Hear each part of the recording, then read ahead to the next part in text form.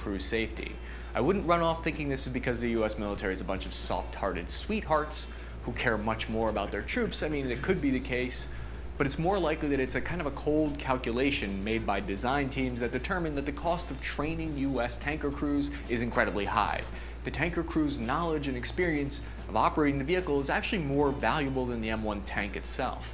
It's easy to replace a tank, it's very difficult to replace a crew, especially when you consider all the very difficult technological systems and tactics that they have to learn.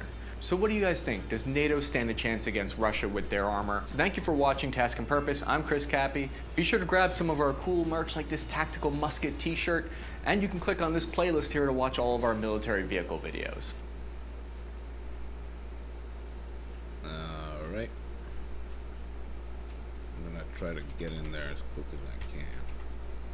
This video was made thanks to our partner Goat Guns. The military world is actually in a transition phase right now. They're switching away from building armored vehicles and weapons that were specifically designed for peacekeeping missions that characterized the last 20 years. The Puma armored troop transport is actually a fascinating look at this military transition, because the problems that it's facing in its development illustrate exactly how hard it is to prepare for the next conflict. It's been called the world's best infantry fighting vehicle, while also being a decade behind schedule and millions of dollars over budget. The vehicle began development back in 2002, and it had specific requirements that were geared towards missions like Afghanistan, which will be long obsolete by the time the Puma is ready in 2029. I'm Cappy, an Iraq war veteran, military analyst, and filmmaker. Welcome to Task and Purpose, the channel where we give you ground-level insight into what's happening in the military world. So it was originally meant as an upgrade to the German Army's 1970s Marderer, with more firepower and the best armor in the world. The Puma would have 6 dismounts and 3 crew, who operated one of the first ever unmanned remote-controlled turrets with a 30mm autocannon. It sounds outstanding on paper, right? So why did it fail a 2018 audit that revealed the German army would need to pay an additional $1.23 billion just to get it operational? And why did it fail its 2020 combat readiness test? Can the Puma IFV turn things around and truly earn its namesake as the fast and dangerous apex predator majestic beast that it is? And we'll find out right after this Goat Guns ad. In a world where regular sized guns are too big. Cappy, thank you for showing up. This is a very important mission. No, I wandered in here by accident, sir. We're gonna need to shrink you down with this Striker infantry fighting vehicle and your mini replica Goat Guns down to 1/3 size scale for this mission. I mean, it would have been nice if you'd spent the extra money, sprung for the Puma IFV, but that's okay, I'm expendable, that's all right. You're gonna be going to a remote jungle island to fight an evil rogue ex-agent who has assembled a miniature army, and they're equipped with an arsenal of the best Goat Guns available, like the TAN AR-15. Is this the shrink ray? Do I stand here? I might be a little shorter now, sir, but I'm also more down to earth. Cappy, stop trying to be funny, you're not. Pull over here, Striker.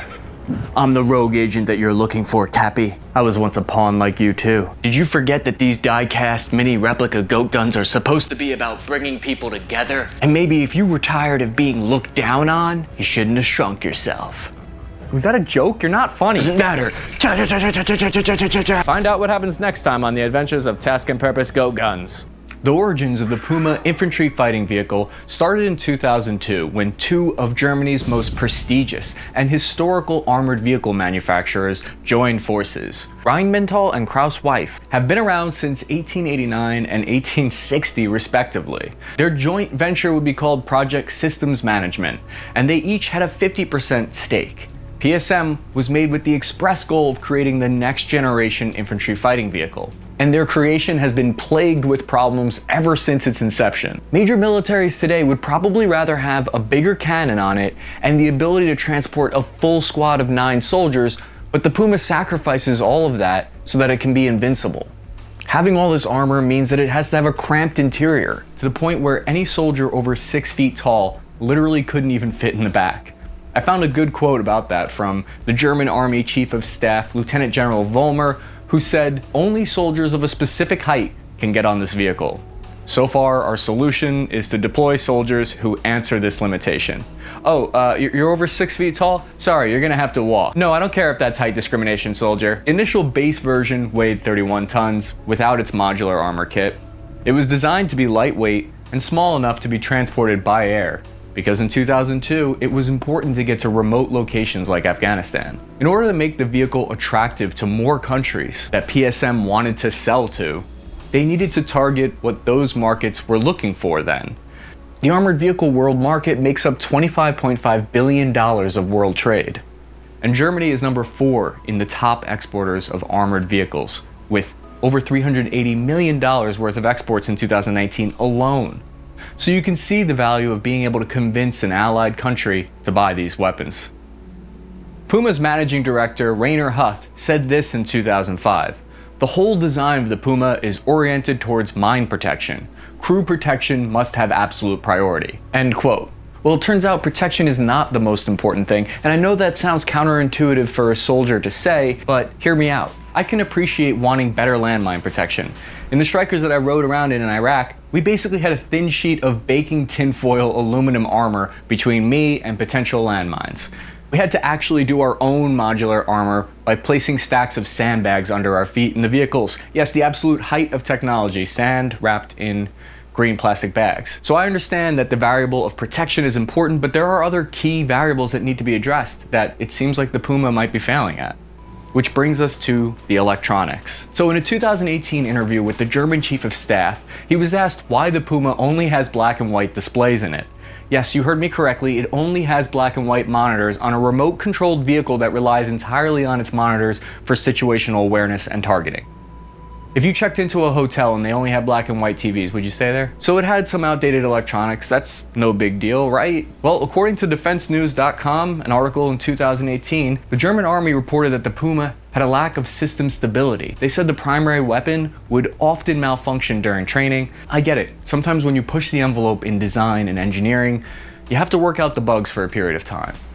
This was one of the first IFVs in the world to have an unmanned turret system, which, okay, so there's pros and cons to an unmanned turret system. It's harder to maintain, but on the other hand, can be smaller and lower profile, lighter weight. The turret is faster, more responsive for the crew inside. If the turret gets hit, the crew is still safe. In traditionally manned turrets though, if the electronics or cameras fail, the crew can still operate the turret and they can fire through the periscope. Having an unmanned turret instead of a manned turret also allows for the possibility of a remote controlled gunner situation, where the gunner is operating the vehicle from hundreds of miles away remotely. So on unmanned turrets, there's the problem where sometimes the crew loses their orientation because you're not actually physically seeing which direction the turret is in. You have to rely on your displays.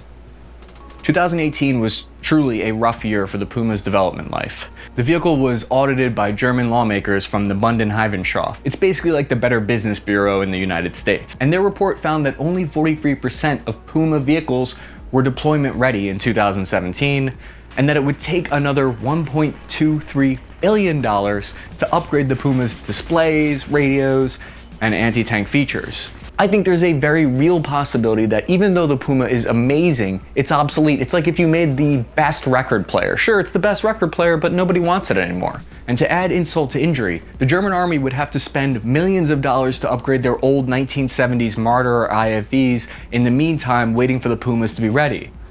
Now, all of this kind of reminded me of something I read in an old 2013 United States Congressional Budget Office investigation document, which was all about the Army's attempt to replace the Bradley. And yes, I don't have a life, I read these things in my spare time. The CBO actually found that the Puma would be the best possible replacement for the Bradley, and that, quote, the Puma also poses a lower programmatic risk of cost growth and schedule delays, end quote. They really dodged a bullet there. They were wrong about that, because there were a lot of schedule delays after 2013, and there were a lot of additional costs. So instead of the US Army having to pay for all those upgrades that it needed, they ended up sticking with the M2 Bradley and upgrading that instead. So I've run into a problem here. I sound like I'm making the argument that the Puma is awful, but that's really not the case, and it's actually way more complicated than that.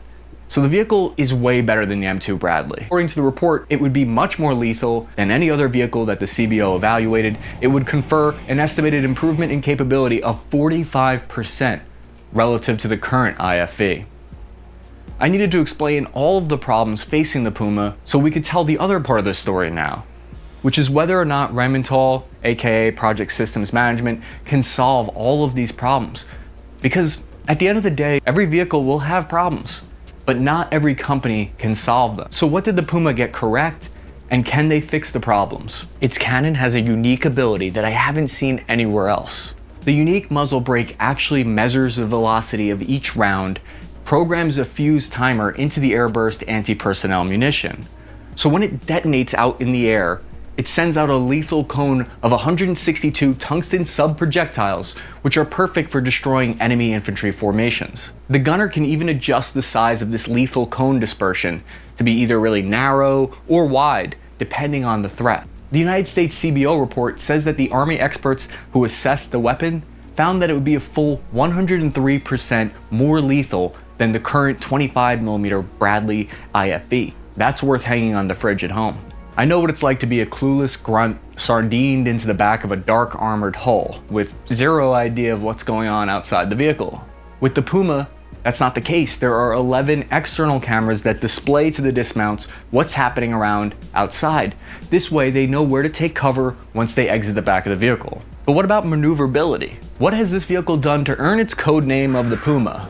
It's a 10-cylinder 890 rank engine with 1,100 horsepower. That's twice the Bradley. It allows it to travel 15 kilometers per hour, or about 10 miles per hour faster than any other IFV. And if that wasn't enough, it has a unique ability to go 6 speeds in reverse as well as forward. And it would equate to about 28% fewer casualties according to the United States 2013 CBO report.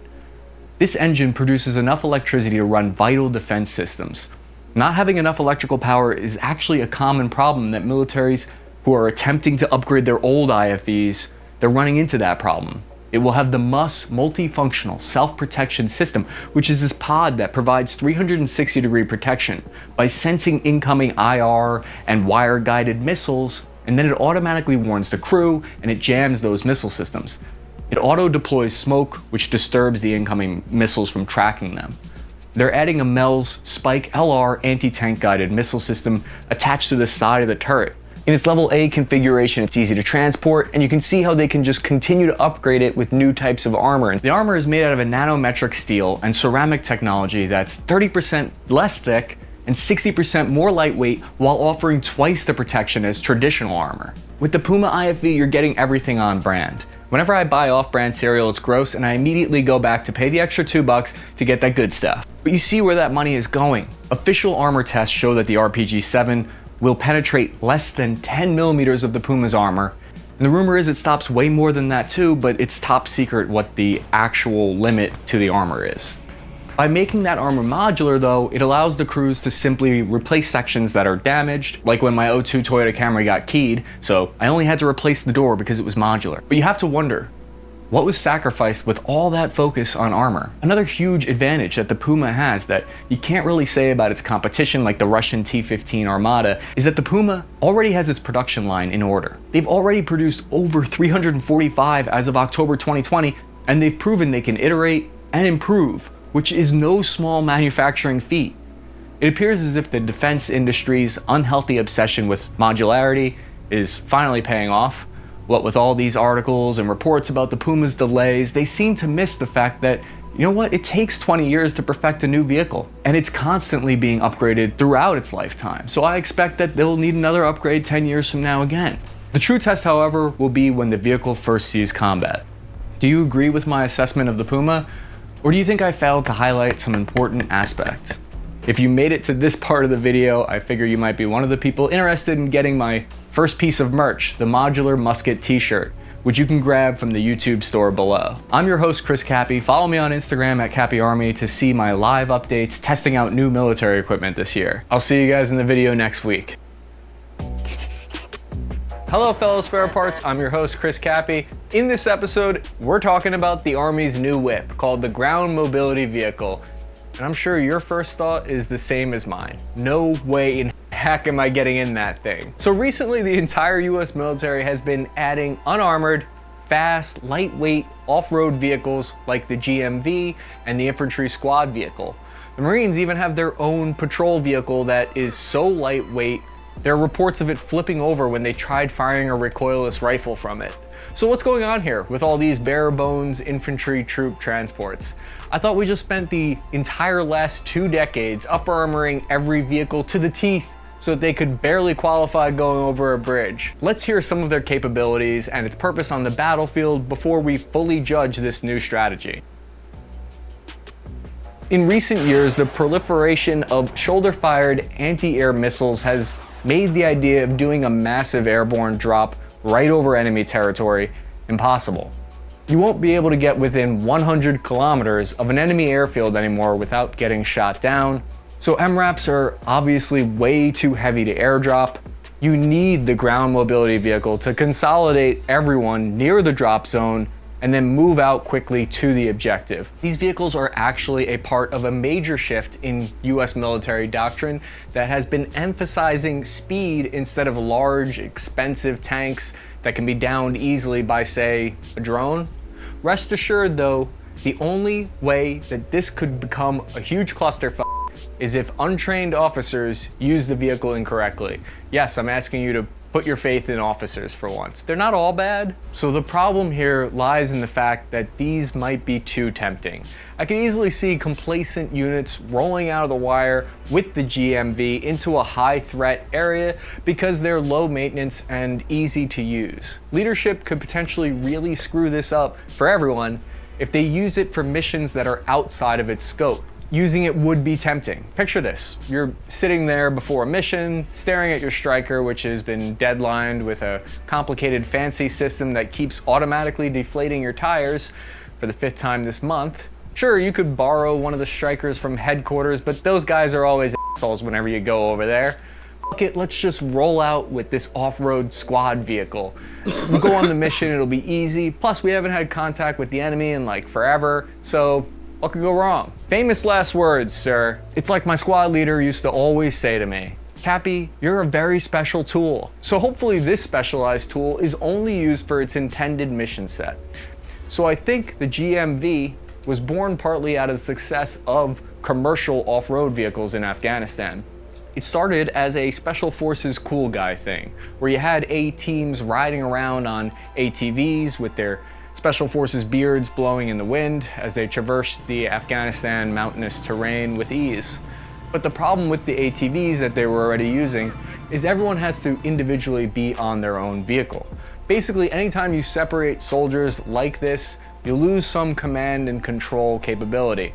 The GMV and infantry squad vehicle solves this problem by carrying 9 fully kitted soldiers. During the last massive airborne mission in the invasion in Iraq, there are a bunch of stories of troops having to run around and commandeer local civilian trucks, or worse, to drive to their objective.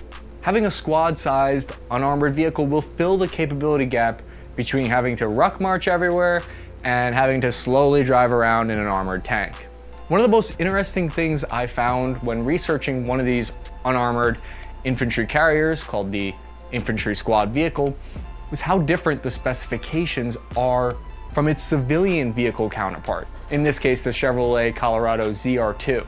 The military uses vehicles way differently than the civilian counterparts do. Military vehicles are driven kind of like an 18-year-old with their first car. So the military modified the suspension and gave it a awesome 186 horsepower engine with a 2.8 liter Duramax turbo diesel engine. They tossed in some performance race components that would make the thing very not street legal, just like my 2002 Toyota Camry after all the street modifications. I just love these unarmored vehicles, Cappy. Officers like me love to live life on the edge. You know that. Where we're going, we don't need armor. CIB or bust, baby. That's very aggressive of you, sir. I like the fighting spirit. Do you mind at all that it sounds like the Army put all of the weight into the Pimp My Ride version of the souped up engine instead of maybe adding armored doors? No, I don't really mind that at all. Did you know that a Motor Trend speed test says it can go from 0 to 60 miles per hour in 6.9 seconds? You know how sweet that is? Of course, those acceleration numbers might change once you toss a whole squad in the back, and then you have to add all the Pop-Tarts, dip, and energy drinks necessary to sustain them. It barely needs any maintenance also, so I can sleep in with my hangover and skip motor pool Mondays. Listen, Those complete psychos over at the DoD actually listened to me for once when I wrote them and asked them to upgrade my Big Wheels toy. Thank you, sir. I'm glad to hear you're one of the officers who will definitely not be abusing this vehicle. Full auto from the back seat, baby! The defense contractor GM will create 2,000 infantry squad vehicles, also known as the ISV. They landed a $200 million contract to create these unarmored troop transports for the Army. The vehicle weighs in at about 5,000 pounds, which is way less than the 36,000 pound MRAPs. Listen, if my squad leader gave me a briefing saying, all right, everyone, gather around. We're moving out on the enemy compound in our new unarmored buggy, they'd have to drag me kicking and screaming. Look, everyone is wondering the exact same thing here, right? Where and when would these buggy vehicles be used? Because they look like a dang death trap. Fair enough, good question.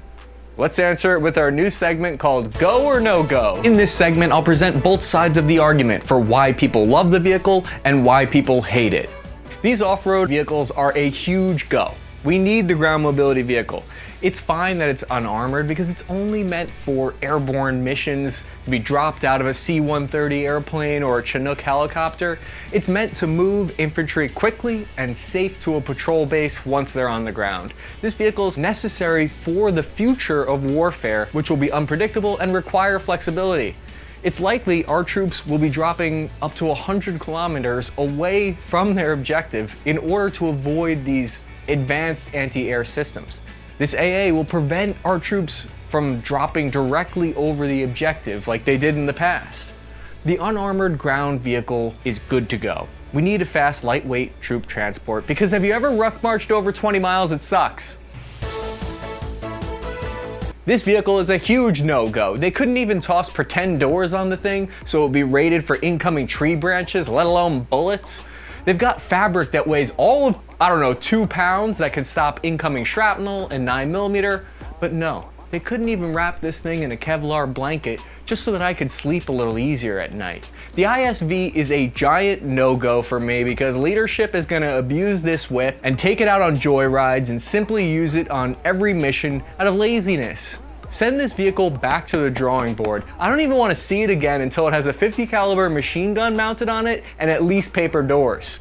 This is the knowest of goes for me. Which side of the argument did you agree with? Do you think it's a go or a no-go?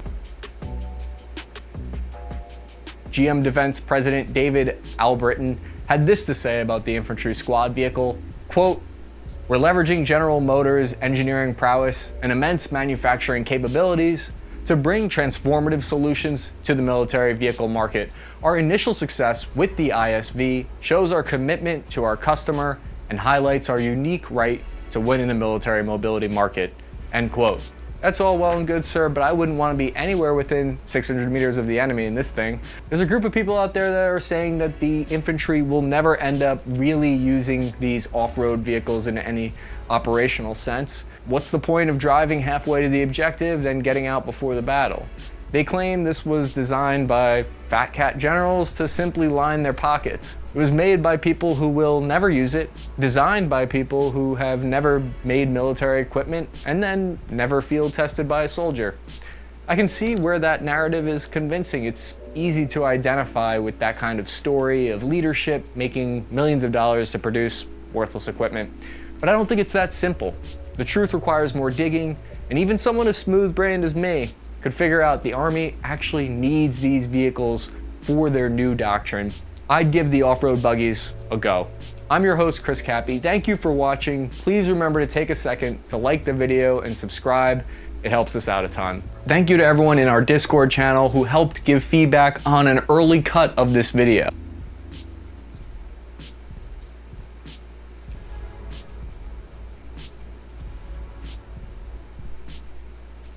Welcome to Season 2 of Task and Gear. For our premiere, we're kicking off Mechanized Infantry Week.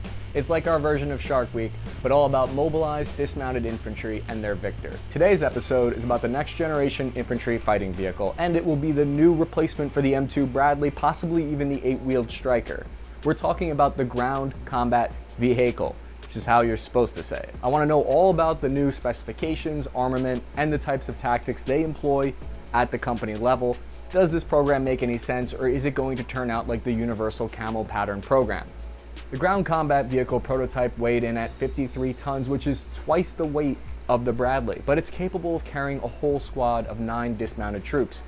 If you've ever spent 12 hours riding around in the back of a vehicle stuffed in with 9 other soldiers, then you'd wish the Army would have the decency to invent a vehicle that only had room for one. The ground combat vehicle program has gone through so many ups and downs where it changed its name and has been canceled several times, once in 2009, then again in 2014, and now it's resurfacing under the name Optionally Manned Fighting Vehicle. Personally, I think it's 100% necessary that we replace the old Bradleys. I also think this is probably the Army's last chance with the patience of Congress since they failed twice already. A short summary of what the OMFV will have is added ability to engage targets high in the sky or low down below the ground. So for instance, I would no longer be safe deep down in my dad's basement where I currently live. In the past, the turret system of the Bradley was never designed to engage at those angles because they didn't consider those possibilities with their stubborn Cold War style of thinking. I say that like I would have designed it any better. The new vehicle will pack a way harder punch with a 50mm or possibly a 40mm autocannon instead of the 25mm that the Bradley had. Wait, I'm not sure if you're fully grasping what that means. We're talking about a massive 50mm size autocannon. I don't think they make body armor for that yet, in case you're needing an upgrade. We're gonna go into that more later about the new types of ammo and how the 50mm is gonna work. It'll be able to carry a fully loaded squad of 9 soldiers, which is a huge change if you think about what that means for doctrine. No more having to split up a squad between different vehicles because the Bradley could only carry 5 or 6 dismounted soldiers. Today's episode is sponsored by Purdue Cybersecurity Apprenticeship Program. It's an online certificate and degree program offered by Purdue University. They immerse students at all levels in real-world apprenticeship jobs, and it also allows employers to fund their education. That's right, you won't need to take out a loan or use your GI Bill. With an estimated 3.5 million jobs predicted by 2021, it's a safe bet for anyone looking for a career change. Click the link in the description below, fill in your information, and check it out for yourself. The armor shielding will be stronger and more resistant to IEDs, shape charges as well, thanks to the double V-shaped hull. Double V sounds fancy, but basically it means they thought to shape the underbelly so that it deflects the blast from an IED better than a flat surface.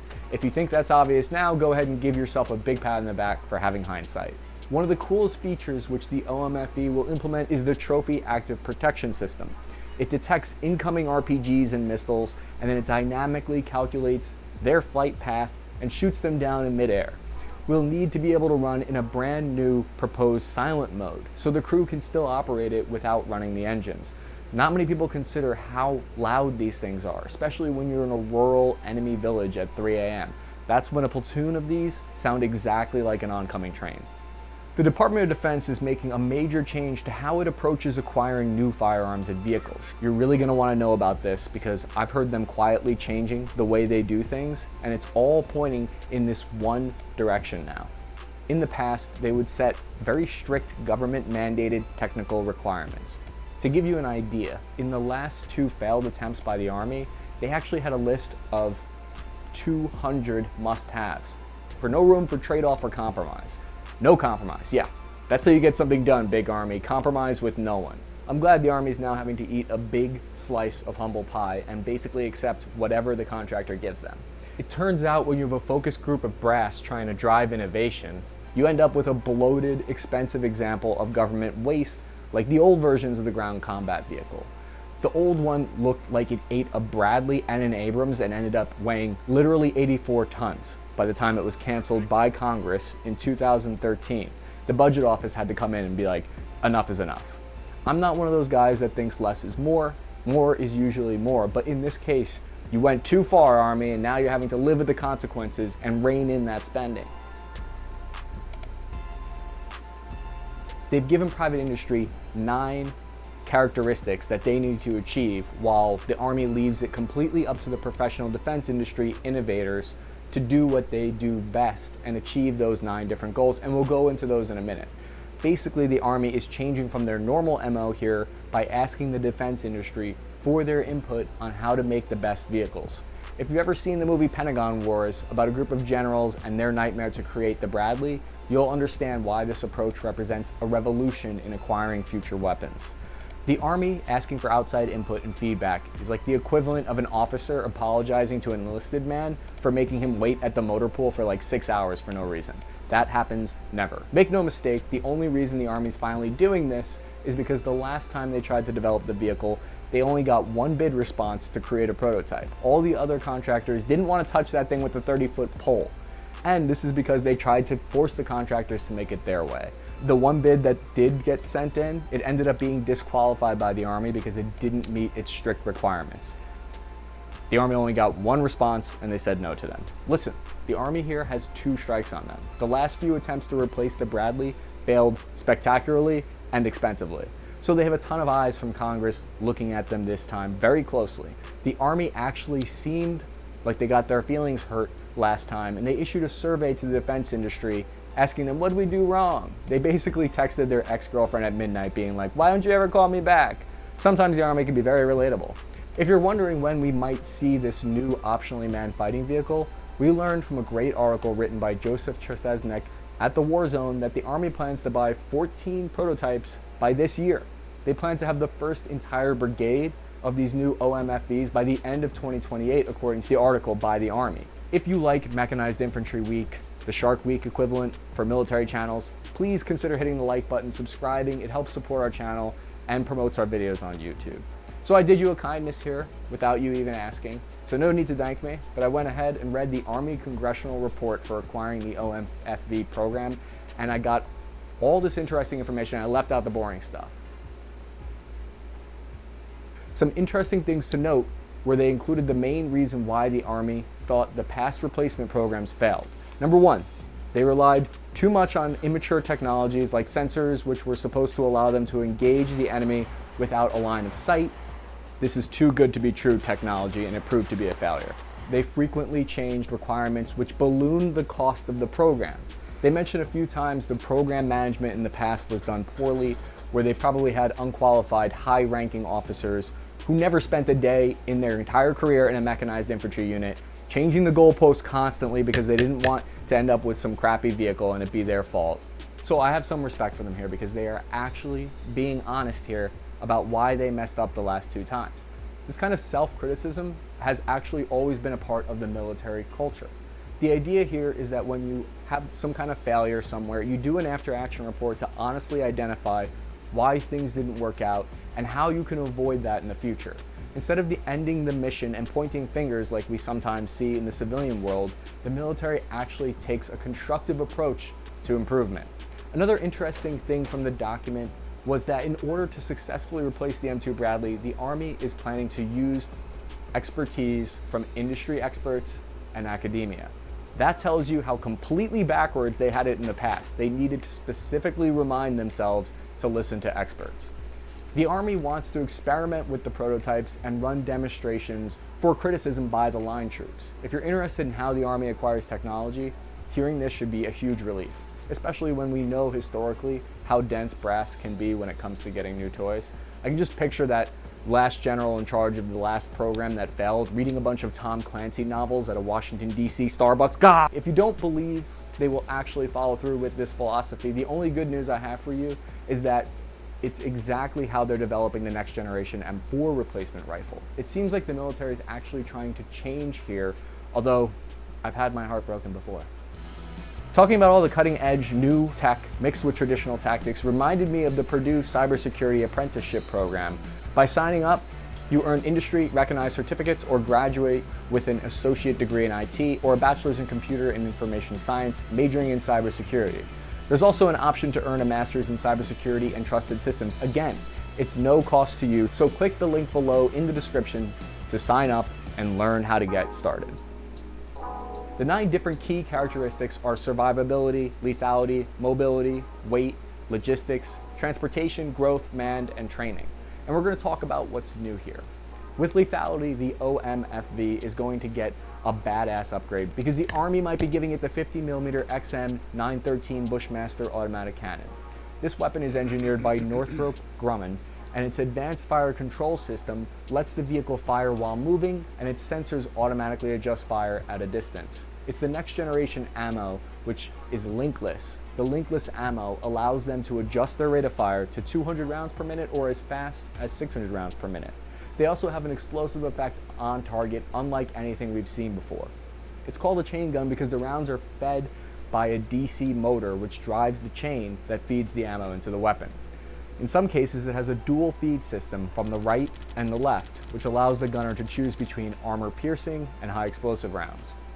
The weight of the 50mm system is an additional 500 pounds at least.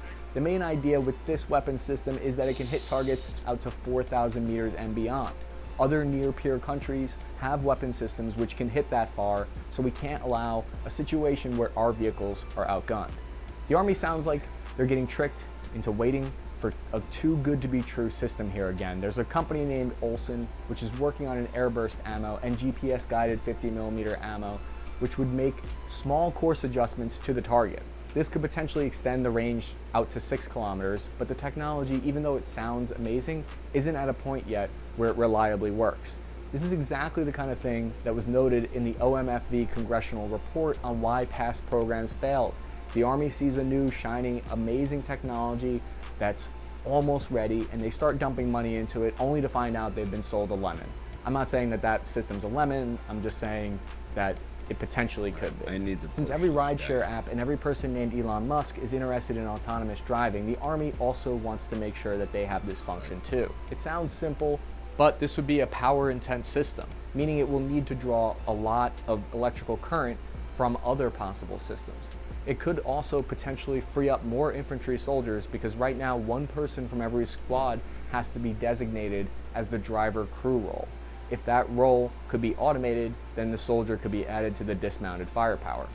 The other guidelines like mobility, weight, logistics, and transportation are all going to be difficult engineering solutions for the competitors to weigh trade-offs in. Maintenance logistics issues can quickly start to add up and hurt the readiness of a brigade. With the next-gen vehicle, the Army wants the high-tech AI system to have the ability to do predictive maintenance. They hoped that the Stryker would do that, but it never really actually worked. Keeping the maintenance more simple also makes you less likely to be slamming your Kevlar against the pavement wondering why this multi-million-dollar piece of won't work. One of the other requirements for the vehicle is called growth, and this characteristic is just an Army code word for modular. Normally I laugh at how obsessed the military is with being modular, but here it actually makes a ton of sense. The Army's thinking ahead here, knowing that whatever vehicle they go with, they're going to be stuck with for the next 50 years, so it needs to have the potential room for expansion. Mainly this means the power supply and engine need to be strong enough to support more weight and more power consumption than it currently uses. According to the congressional report on the OMFV, there were some Bradley units overseas that actually had to turn off some components so they could run their counter-IED electronic jamming systems. You don't want to be in a situation where you can't run the radio and run the counter-IED systems. If I'm in the back seat of a next generation OMFV, I want to be able to put the radio on while we roll up on the objective and blast Dojo Cat at the enemy.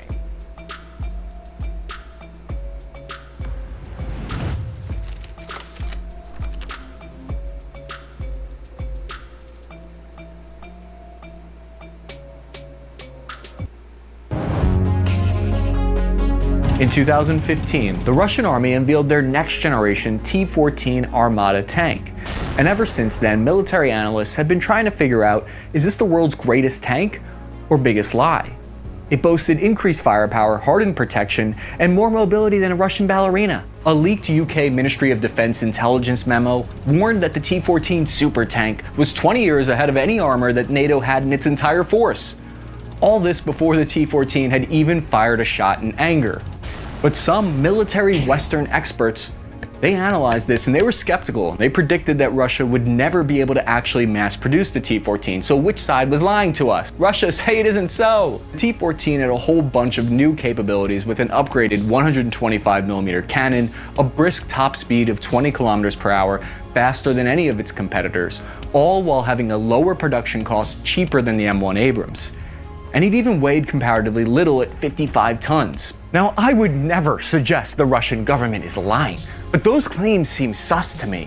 We need to investigate further. It featured the world's first unmanned tank turret, which was a technologically fancy, digitally controlled system. This thing was it's a departure from Russia's historic approach to tanks, which, to be fair, was to make them cheap and make them a lot. One entity that believed the hype was NATO. That, or they used it as an excuse to pump tons of money into making the larger 140mm tank gun to counter the Armada. But then there were the first signs of cracks in the T-14's armor, figuratively speaking, of course. An incident happened in Moscow at the rehearsal for the T-14's first appearance. It seemed to indicate that behind the scenes, the tank development wasn't going as smoothly as we thought. A brave individual leaked this footage of what looks like the T-14 broken down, deadlined in the middle of the road, stuck there for like 15 minutes. I swear this never happens to me. Which one of you leaked that video? No, seriously, Russia wants to know so they can send you on a free trip to Siberia. This was actually one of those many instances where it's kind of hard to tell what's true about the T-14 Armada, because it later turned out that the media had gotten this situation all wrong. The tank hadn't actually broken down at the rehearsal. It was just some inexperienced driver accidentally engaged the tank's emergency brake. Way to go, Private Dmitry. I'm telling Putin this was all your fault. One of the key concepts with the T-14 design was that it was developed as a revolutionary new armored vehicle concept with its universal chassis system. So basically it aimed to make all armored tracked vehicles like the troop carriers and the mobile artillery vehicles, they would all share the same exact body and hull. Having all those parts in common would make maintenance much cheaper and much easier, which I'm sure the thought of having easier maintenance makes every American tanker out there shout a great big unironic hua. I think the closest Russian equivalent to that phrase is Tavarish. Our Russian viewers can tell me if that carries the same amount of cringy connotation as hua does. In this way, the Armada is actually very similar to the direction that the US Army was planning to go in with their replacement for their own main battle tank, the M1 Abrams, in the early 2000s. Except that the US prototype, the XM1202 program, failed several times and never even made it through development far enough to even have the opportunity to stop working in public. You can't say the US Army next-gen tanks are awful if you never make one. So the 2015 press reports from the top Russian tank manufacturer, UVZ, they claimed that by 2020 they would finish producing an initial run of 2,300 Armadas, which would be enough to replace about 80% of the frontline units in Russia. Again, we seem to be coming up against lies here because obviously that hasn't happened, not even a little. Ballooning unexpected production costs meant that there were only a handful of T-14s in existence today. They're like an endangered tank species. I'm pretty sure it's a war crime to hunt them. I'm sorry, but can you blame me for feeling just a little bit lied to by the Russian army? They build this awesome next generation tank, they dangle it in front of tank lovers, and then they never deliver on the goods. Never mind, a year later in 2016, they changed their mind and reported, surprise, Russia's lethal T-14 Armada tank is in production. Then in 2018, they gave me whiplash real bad by backtracking again and canceling the production, saying that they simply would just upgrade their old T-80s and T-90 tanks. Fair enough. Okay, I'm at peace. I accept the T-14 Armada will never go into full production. Russia starts to mass produce T-14 Armada tanks in 2022. Quit playing games with my heart, Russia. It can only take so much. This video exists for the purpose of attempting to cut through all of the deception and determine once and for all the T-14 Armada's actual strengths and weaknesses. It's my attempt to put the entire development saga into historical context.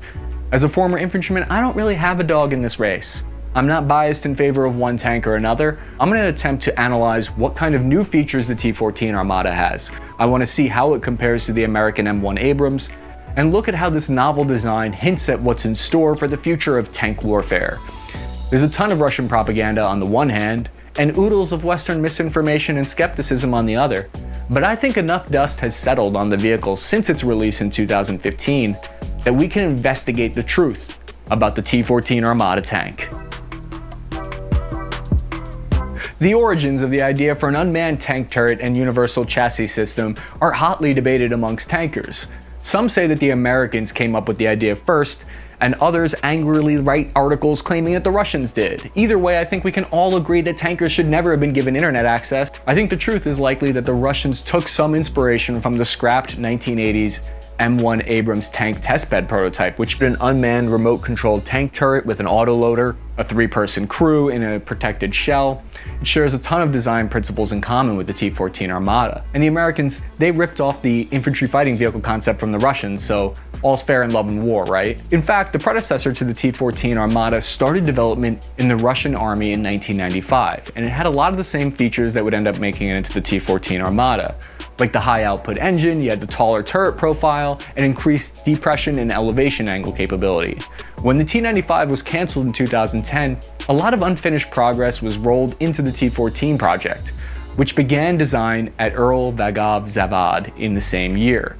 If you don't know much about Russian tank production, then at the very least, you need to know about the company Earl Vagov Zavod. I mispronounced that with confidence, right? My old squad leader always told me, Cappy, if you're gonna be wrong this much, at least be wrong with confidence, hua? Today, Earl Vagov Zavod is the world's single largest manufacturer of tanks. The company was created as a train manufacturer in 1931 as part of Joseph Stalin's second 5-year plan, which was focused on modernizing Russia's industrial power back then. UVZ was one of the many plants that were then converted into tank manufacturing during World War II, and they stayed that way all the way to today, where they're struggling to pump out more than 100 T-14s in 5 years. At one point, they helped to create over 35,000 T-34s in World War II, which were instrumental in defeating the Germans on the Eastern Front. Fast forward to 2010, and the Russian Ministry of Defense gives the UVZ tank manufacturer a specific task: have the T-14 next generation tank on the production line by 2015, or else. Well, the best way to understand the Armada's strengths and weaknesses is to break it down into the 3 main categories that we use to analyze any armored vehicle: its firepower, protection, and its maneuverability. The T-14's firepower is a massive upgrade thanks to the new primary gun and ammunition. The main 125mm 2A82 1M cannon is longer now, at 6 meters. And this gives its rounds a 20% higher velocity than its opponents. One Russian source claims that the rounds travel at 2,050 meters per second. Hey guys, you see where I parked my car? It's white, kind of crappy. Oh, I guess I'll just walk to work. It's a 20% accuracy boost over the last version of the weapon. The max effective range for the armor-piercing fin-stabilized ammo is 4.7 kilometers. Recently released open source information on the Armada tells us that it can carry an extra 10 rounds in the Abrams, so it has a total of 45 shots. The truth about the Armada's main cannon is that most tank experts on both sides, the Russian and Western side of the aisle, believe that this is an awesome weapon. It's better than the Abrams, they say. A lot has been said about the T-14's unmanned turret design because it's the tank's greatest distinguishing feature. It's the design choice that informs every other decision on the tank. It's a major departure from simple Russian historic tank design by placing 3 soldiers in a separate protected crew shell in the front of the vehicle where they control the turret electronically. One of the advantages of this approach, in my opinion, is that it makes the tank more lethal, and it gives extra space for an autoloader. Now, autoloader systems, they automatically lift these heavy 50-pound munitions into the barrel. This means you can operate the entire tank with 1 less member. The Abrams needs 4 soldiers, but on the downside, this means that you have less soldiers' hands to help out when it comes to doing routine maintenance. The other downside is if you're a tank commander, you now have 1 less person to give details to and boss around. Private Dimitri, go find your American counterpart Carl and tell him to stop drinking all the Rip It. It's an argument that autoloaders are slower than humans, but the Russian army claims that their autoloader can yeet out 10 rounds per minute, which is about the same rate of fire as the Abrams. But this video isn't about the lies of the T-14 Armada, it's the truth about it. Personally, I think the autoloader has more plus sides than downsides, and it's an absolute necessity when we consider that the trend right now in military is going towards remotely controlled main battle tanks, so it's going to need that autoloader. The autoloader also allows for 100mm larger munitions with its single-piece ammunition instead of the old 2-piece ammo. The new rounds have greater armor-piercing ability, able to cut through 1,000mm of rolled homogeneous steel enemy armor at a distance of 2 kilometers. A new kind of tank round can be fired from the main gun called the Sprinter anti-tank guided munition, which has the longest range of the tank at 8 kilometers, but its true range is actually capped at 7.5 kilometers because that's the max range for its laser rangefinder. The ballistic computer can't create a firing solution for something it can't see, right? The weapon is connected to a radar tracking system, which provides an automatic firing solution for each target. Before we get into the potential weaknesses of the T-14's lethality, I want to tell you about World of Tanks. It's a free-to-play video game with over 100 million players online. You can test out more than 600 different tanks in this game. There's light, medium, and heavy tanks from all different historical periods. It's a great game to kick back, relax, unwind, and destroy some enemy armor in. You can tear across deserts, climb steep hills, and sneak through forests. There are over 40 different battle arenas. I can confirm this game is historically accurate and has authentic tank performance. You'll earn experience, modify and upgrade your personalized tank. Be sure to check out December's holiday OPs that feature daily missions like the Holiday Spirit and Commander Arnold Schwarzenegger. Click the link in the description, use code TANKMANIA to get your free 7 days of premium account time and 250,000 in-game credits. You'll also get the premium tank Excelsior plus 3 rental tanks for 10 battles each. You'll get the Tiger 131, the Cromwell B, and the T64AV. I'll see you guys in game. Russian defense company Rostec CEO Sergei Kamivziov said, quote, "The Armada crew does not need to aim accurately. It only has to aim the gun roughly. Electronics will do the rest. It will accurately determine the distance to the target and aim the gun at it. The vehicle uses artificial intelligence elements that help the crew deliver fire." That sounds like a ton of fun until the onboard computer gets promoted before you do. I can deal with the fact that most dogs in the military outrank me, but I cannot tolerate Russian computers that probably know my entire browser history. But not all threats require the main pew-pew cannon. For an anti-personnel and anti-drone engagements, the T-14 features a 12.7mm machine gun, which is like the 50 cal in the American arsenal.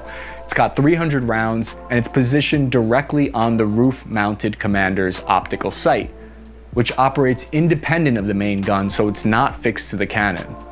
Russian military sources claim the heavy anti-material machine gun is hooked up to the tank's radar system and that it can actually shoot down incoming RPG rounds. Look me in the eyes and tell me that machine gun actually shoots down rockets. If it's true, I'll give you 2 million rubles right here, right now. What do you mean that's only 5 USD?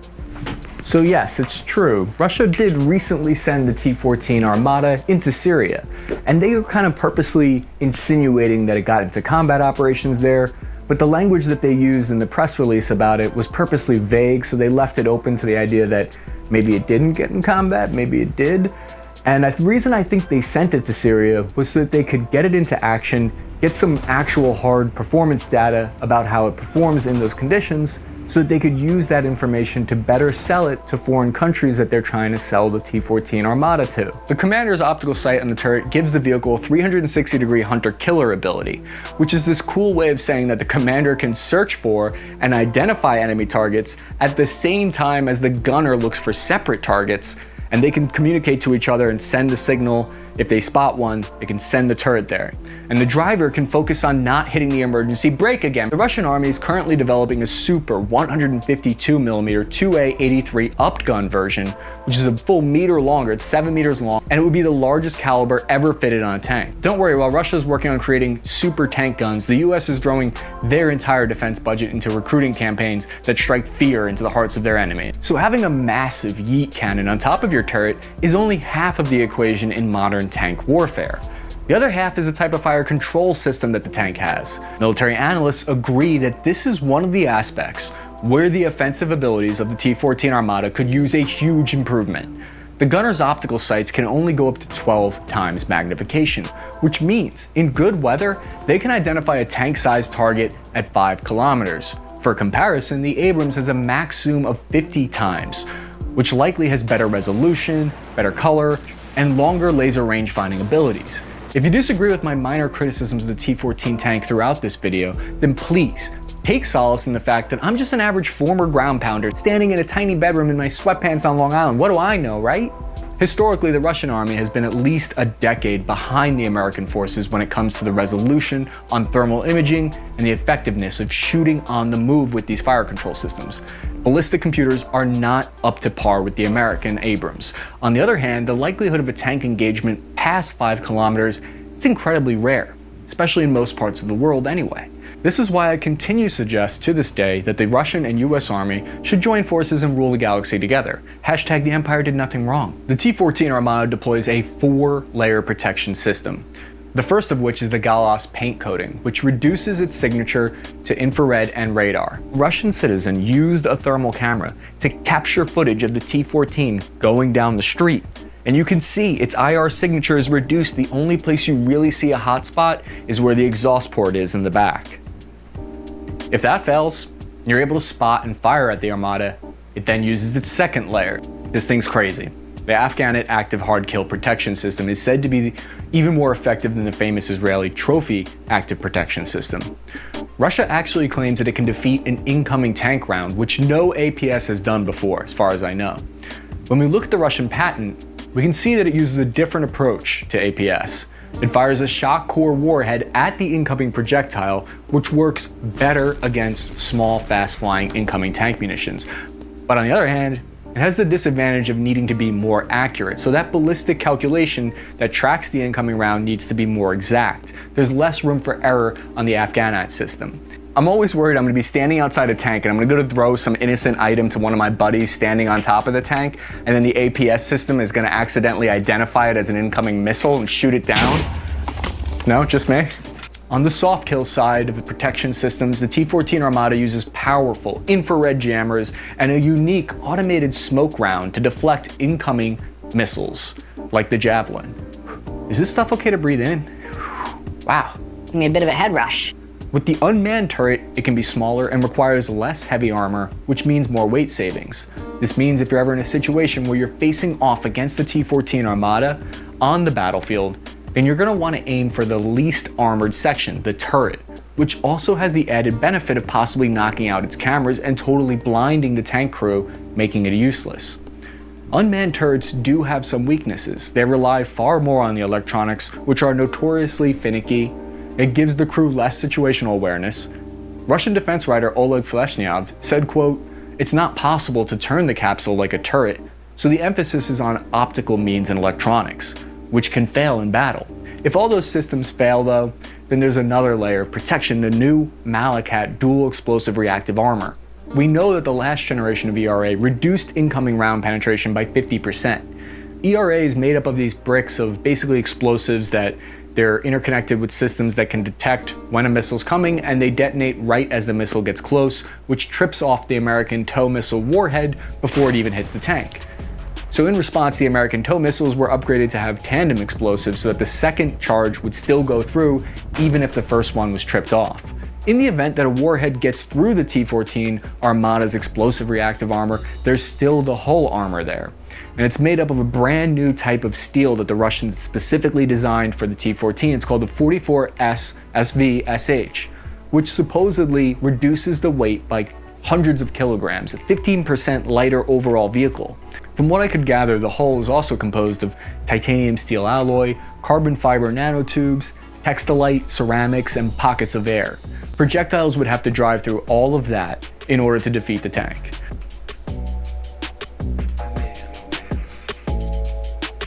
The T-14 Armada was designed since inception to allow for remote control use, with the intent to make it fully robotically controlled someday.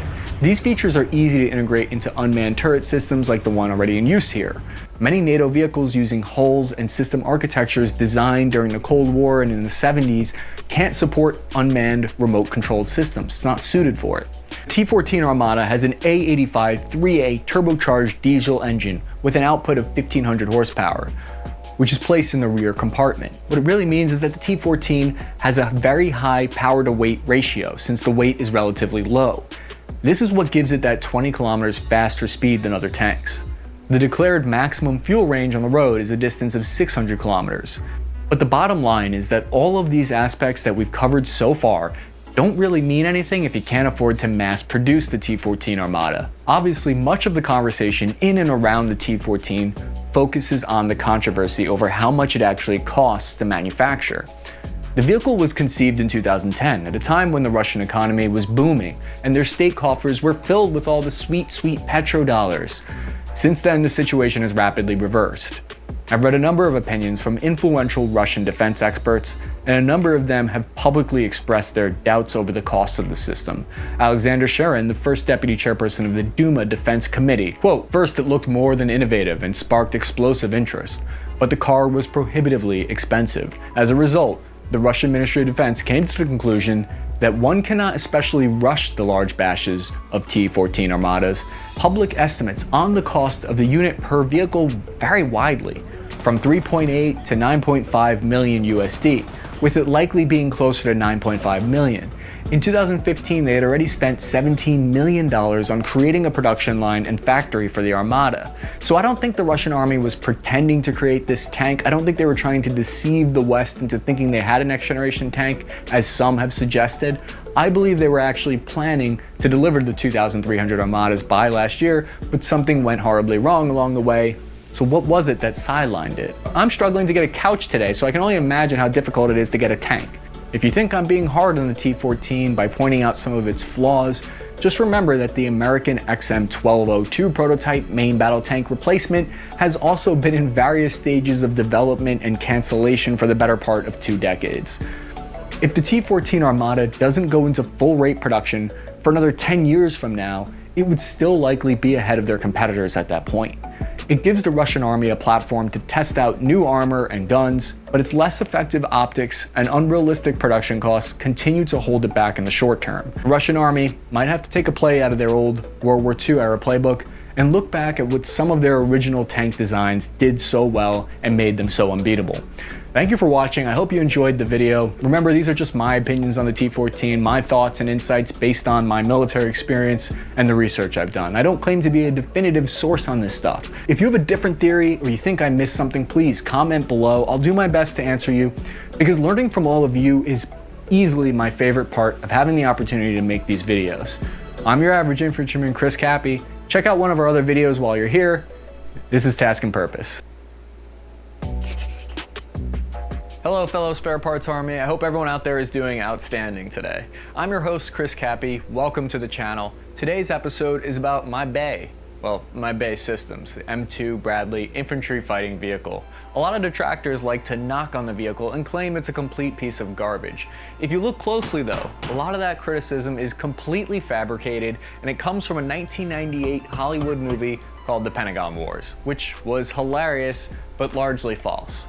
Don't get your defense info from some movie, get it from a random YouTube channel instead. In this video, I'm going to focus on the concept of the infantry fighting vehicle and how the upgraded M2A4 Bradley fits into that role. The original vehicle comes from the 1950s, back when the American forces were stuck on this old, outdated, horrible idea of how mechanized infantry should operate. They were using the M113 transport, and they thought the future of war would be all about battle taxis, with only a 50 caliber machine gun that would ferry troops to the front line and then drop them off and cheese it back to safety. I love how they call it a battle taxi. I can't wait till I open up the Uber app one night and accidentally order an M2 Bradley XL. Do you have any idea how expensive that is during surge pricing? The first version of the Bradley came out in 1981 in direct response to the Soviet creation of the BMP. They thought about copying the Soviet idea, but instead they chose to create an entirely new doctrine. They imagined a vehicle that could fight alongside the M1 Abrams tank. It would help locate enemy targets, and then it would drop ramp, infantry would run out, and help pin the enemy in that location. The highly maneuverable, fast Bradley is an integral part of heavy armored brigades, because without them, the main battle tank M1 Abrams would have less situational awareness and be far more vulnerable to being flanked. The infantry in the back of the Bradley are not really the focus of a Bradley unit in the same way that they are for a Stryker unit, but they're a key component as well. The 7 dismounts in the back have the main task in a conventional war to destroy enemy anti-tank infantry. Bradley and armored vehicles are vulnerable to those enemy infantry.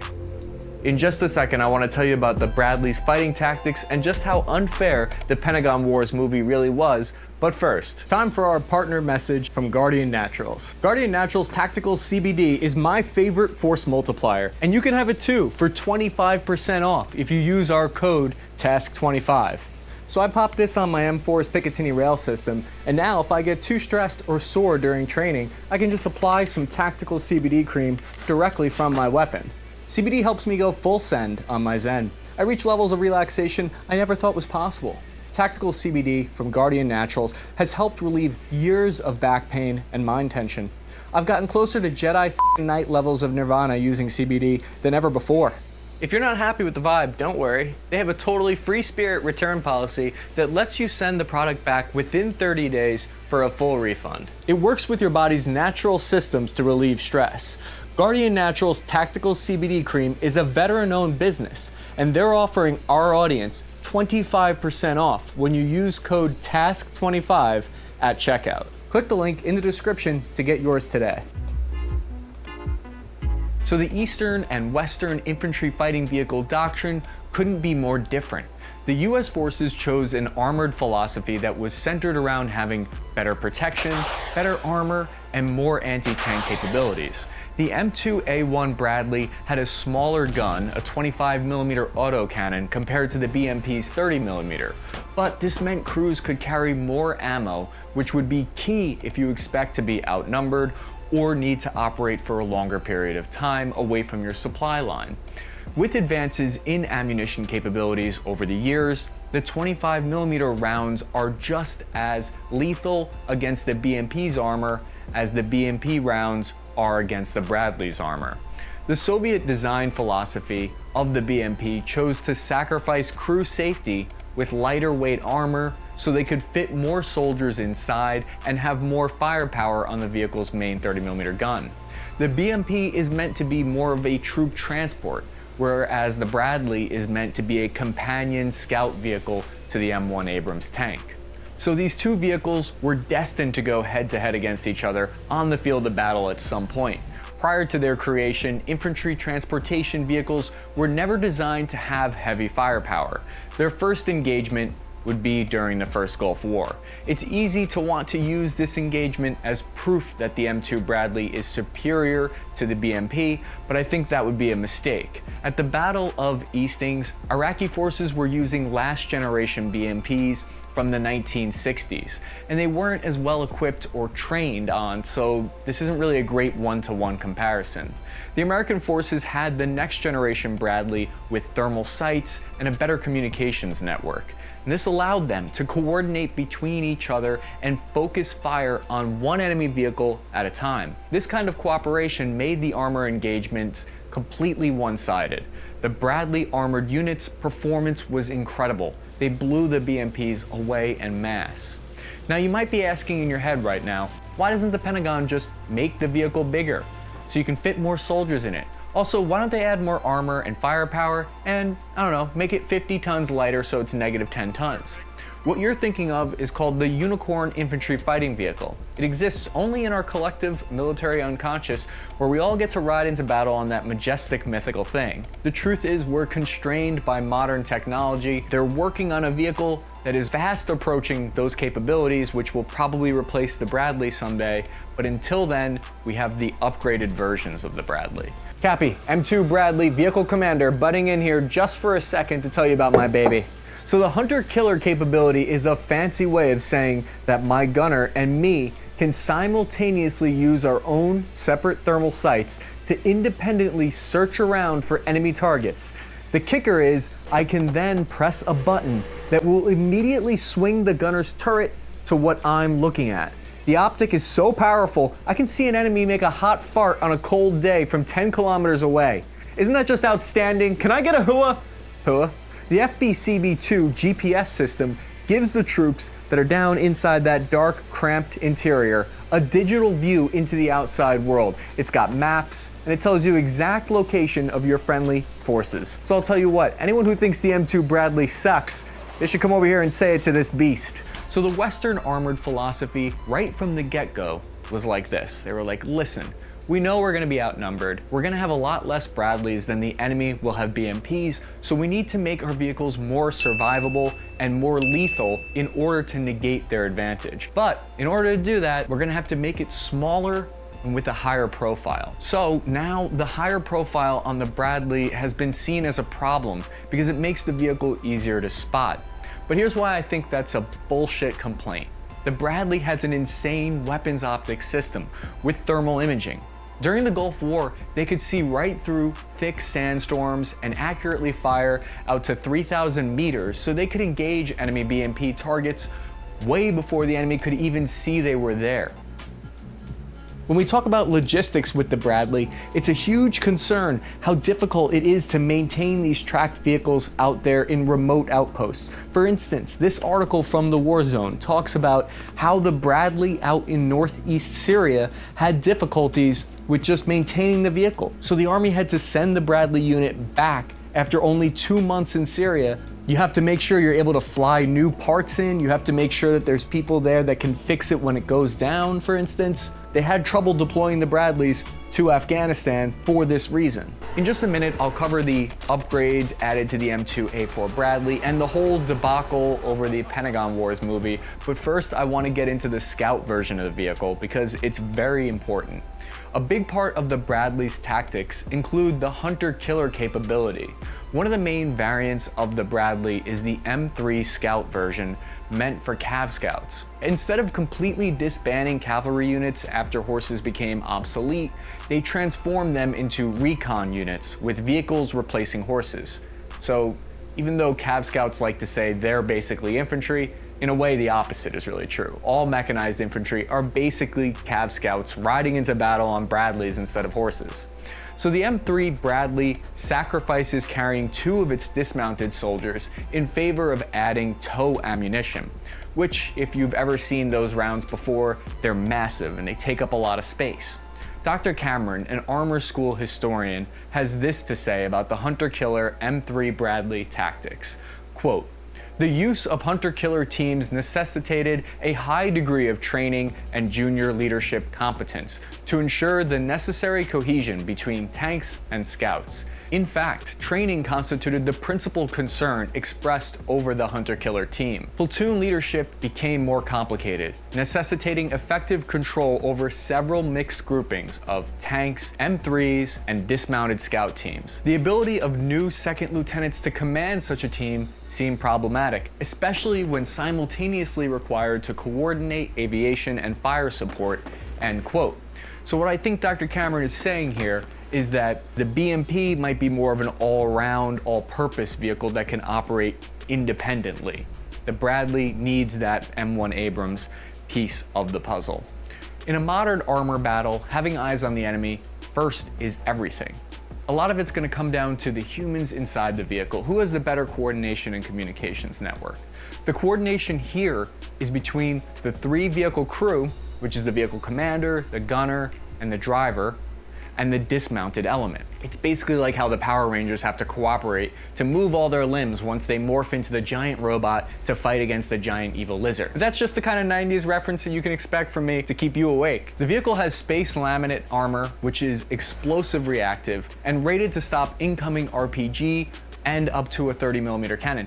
This is very impressive. When compared to the Striker, for instance, it can't stop an RPG without a giant RPG cage, and it can't stop anything bigger than a 50 cal. The upgrade includes a new 8-cylinder diesel engine with 675 horsepower. So the Army gets to add 75 horsepower to their vehicle, and that's okay, but when I soup up my 02 Toyota Camry, suddenly I'm illegally modifying my vehicle and it's a crime. They've given it a new dual targeting system, which has always been able to fire at targets while moving at speed.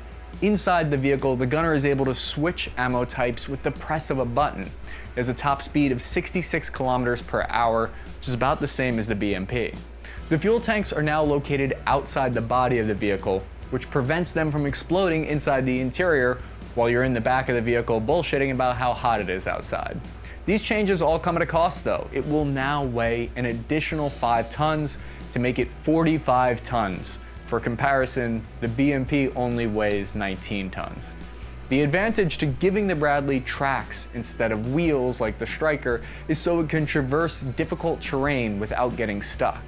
This has the disadvantage of requiring more maintenance more frequently. The Bradley is equipped with the M242 25mm Bushmaster chain gun. It has a single barrel with integrated dual feed function, so you can remotely select armor piercing or high explosive with the flick of a switch.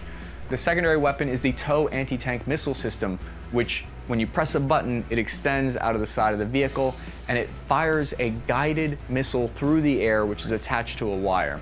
The next part is something I'm looking forward to setting the record straight on. People have been wrong about this for far too long. The Pentagon Wars movie put a lot of bad information out there into the public. It's a satire about the development of the Bradley fighting vehicle, and it makes the main character, Lieutenant Colonel Burton, look like a genius who's surrounded by fools trying to stop them from creating a piece of shit. When you actually go through each detail in the film though, it becomes clear they exaggerated all their claims and downright fabricated a lot of negative information about the vehicle so they could get some laughs. Spookston, another YouTuber, made a great video detailing all the specific points where the Pentagon Wars is inaccurate, but basically the movie ended up making a lot of people think the vehicle was a failure, when in reality troops praised its performance. Only something like 20 out of 2,000 Bradleys were knocked out during the first Gulf War, and only about 150 were destroyed during the entire Operation Iraqi Freedom from 2003 to 2010. And those destroyed ones, very few of the crew were hurt thanks to the armor.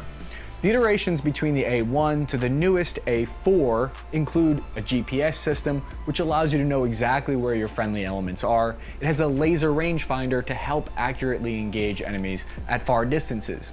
They've even created a Prius-like electric hybrid Bradley, which will help with energy consumption, thus allowing them to add even more features onto a platform that is fast reaching its limit for upgrades. The electrical consumption issue is one of its biggest challenges to overcome as an aging platform at this point. As you can tell, I'm a big fan of the Bradley. I'm very passionate about mechanized infantry units because that's where I come from when I was in the Army.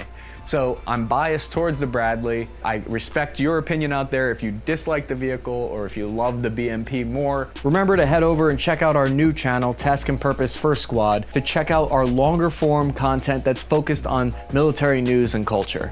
So I hope you all enjoyed this video and that you liked it. I hope you liked hearing about the different history and capabilities of the vehicle. Let me know what your opinions are, and let me know what you think the perfect unicorn ideal infantry fighting vehicle would look like.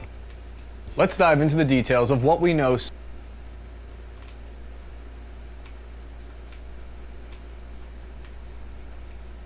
Alright.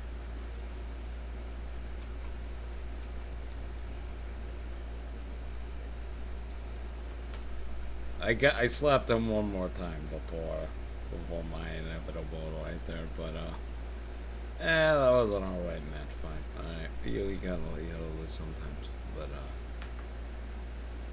alright.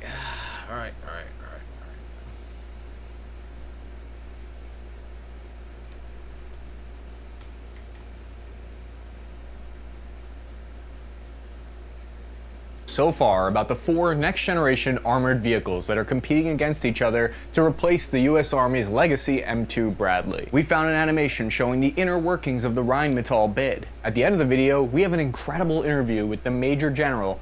1 second.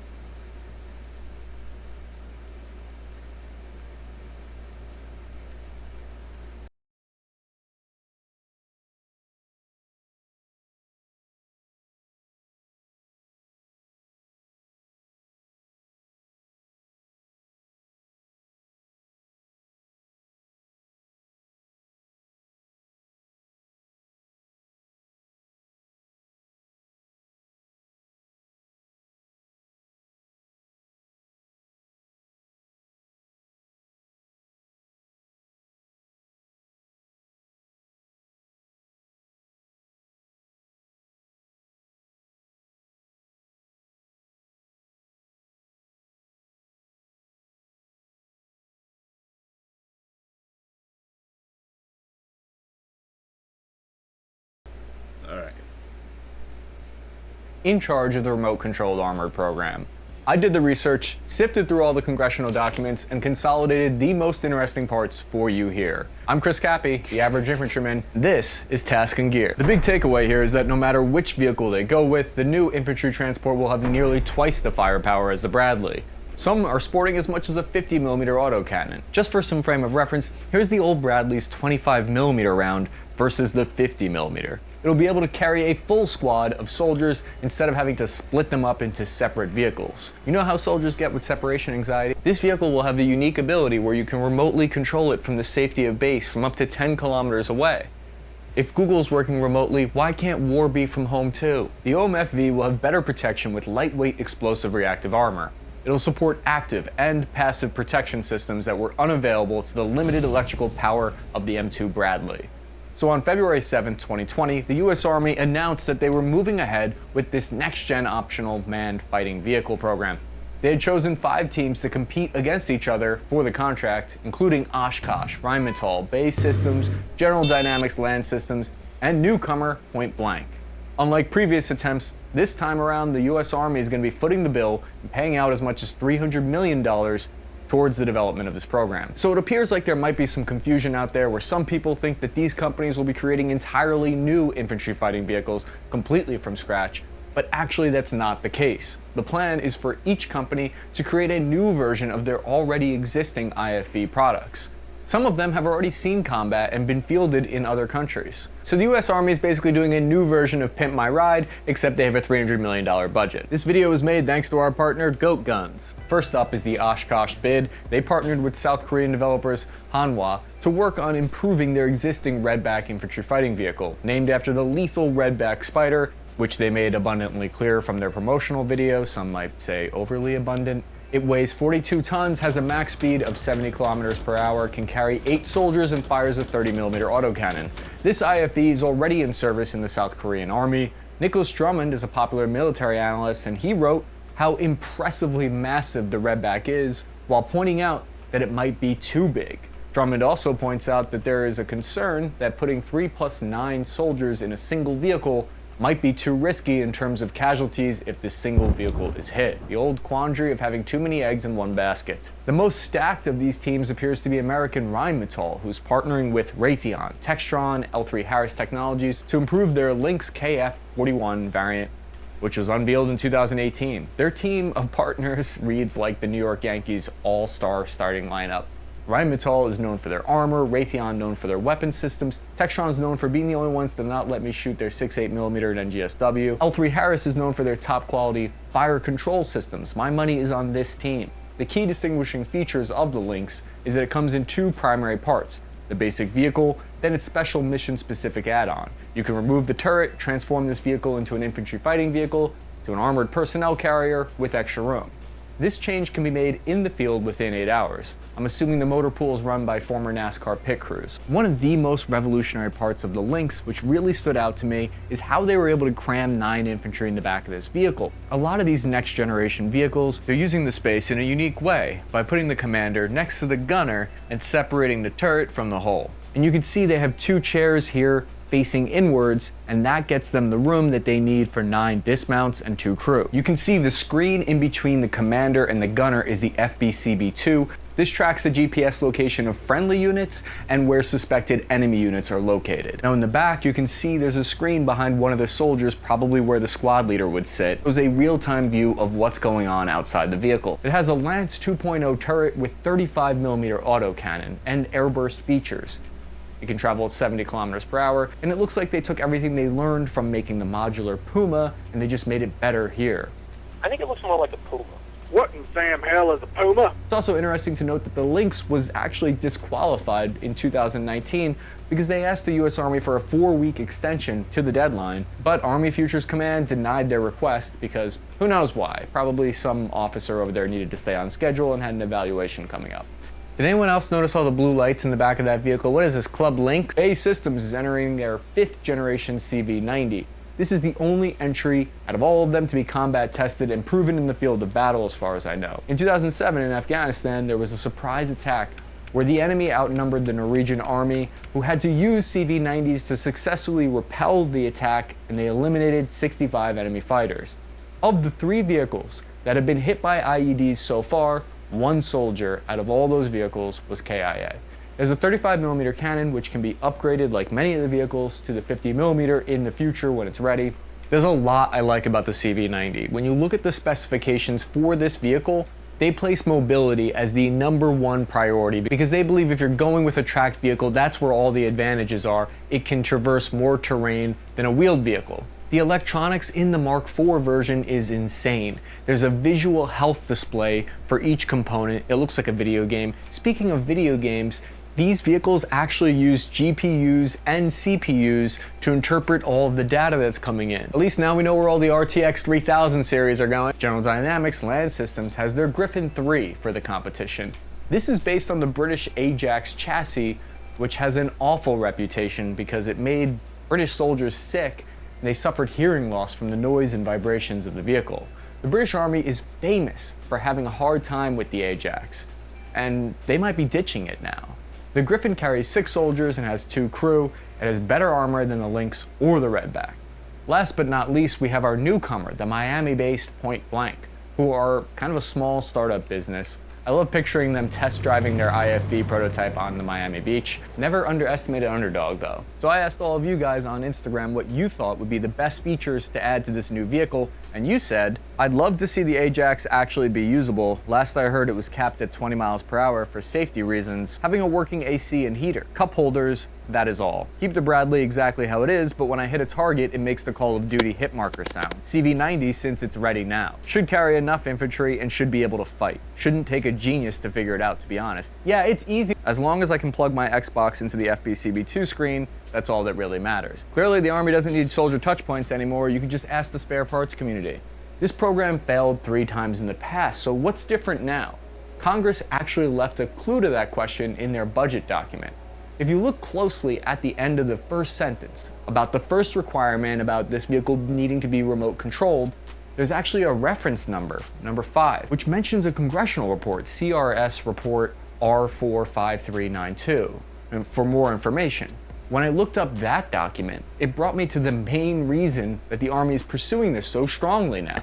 It says that in 2016, the Russian Army unveiled their Vickers unmanned remote-controlled ground combat vehicle. It's based on the BMP-3.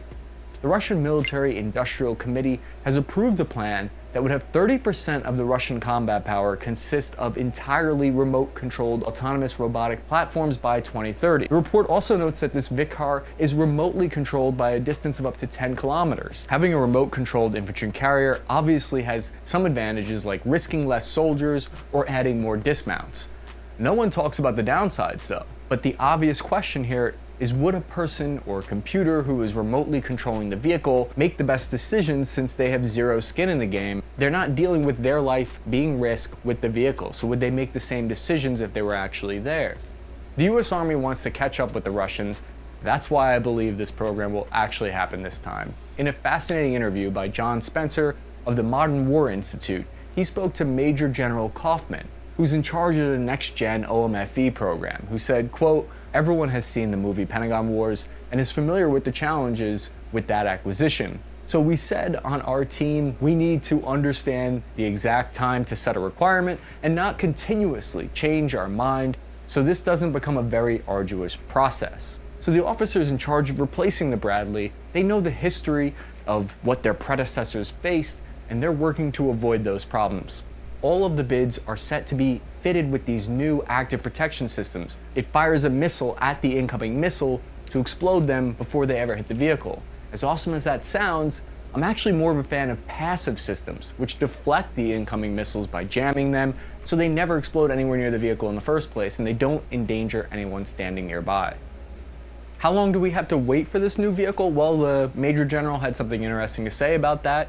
It can be intoxicating because you want the future technology and it's so close, and the people telling you the status of their development are so bought in. But you have to be honest and look your peers in the eye and say, look, it's not ready.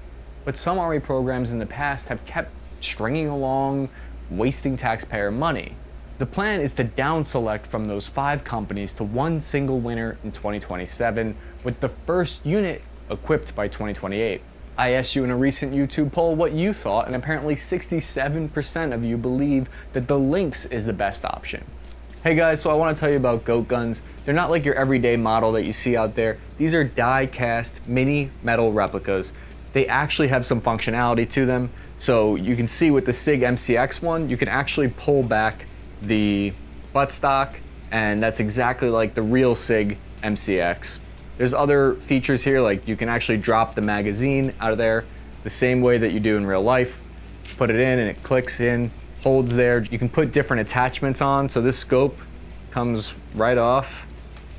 just like that. You can put it back on. It makes a great gift for somebody that really likes firearms, shares that passion with you. You can pull the charging handle back, and even the little dummy rounds come out too. Christmas, the holidays is coming up. This makes a great gift for your dad, whoever likes firearms in your family or friends.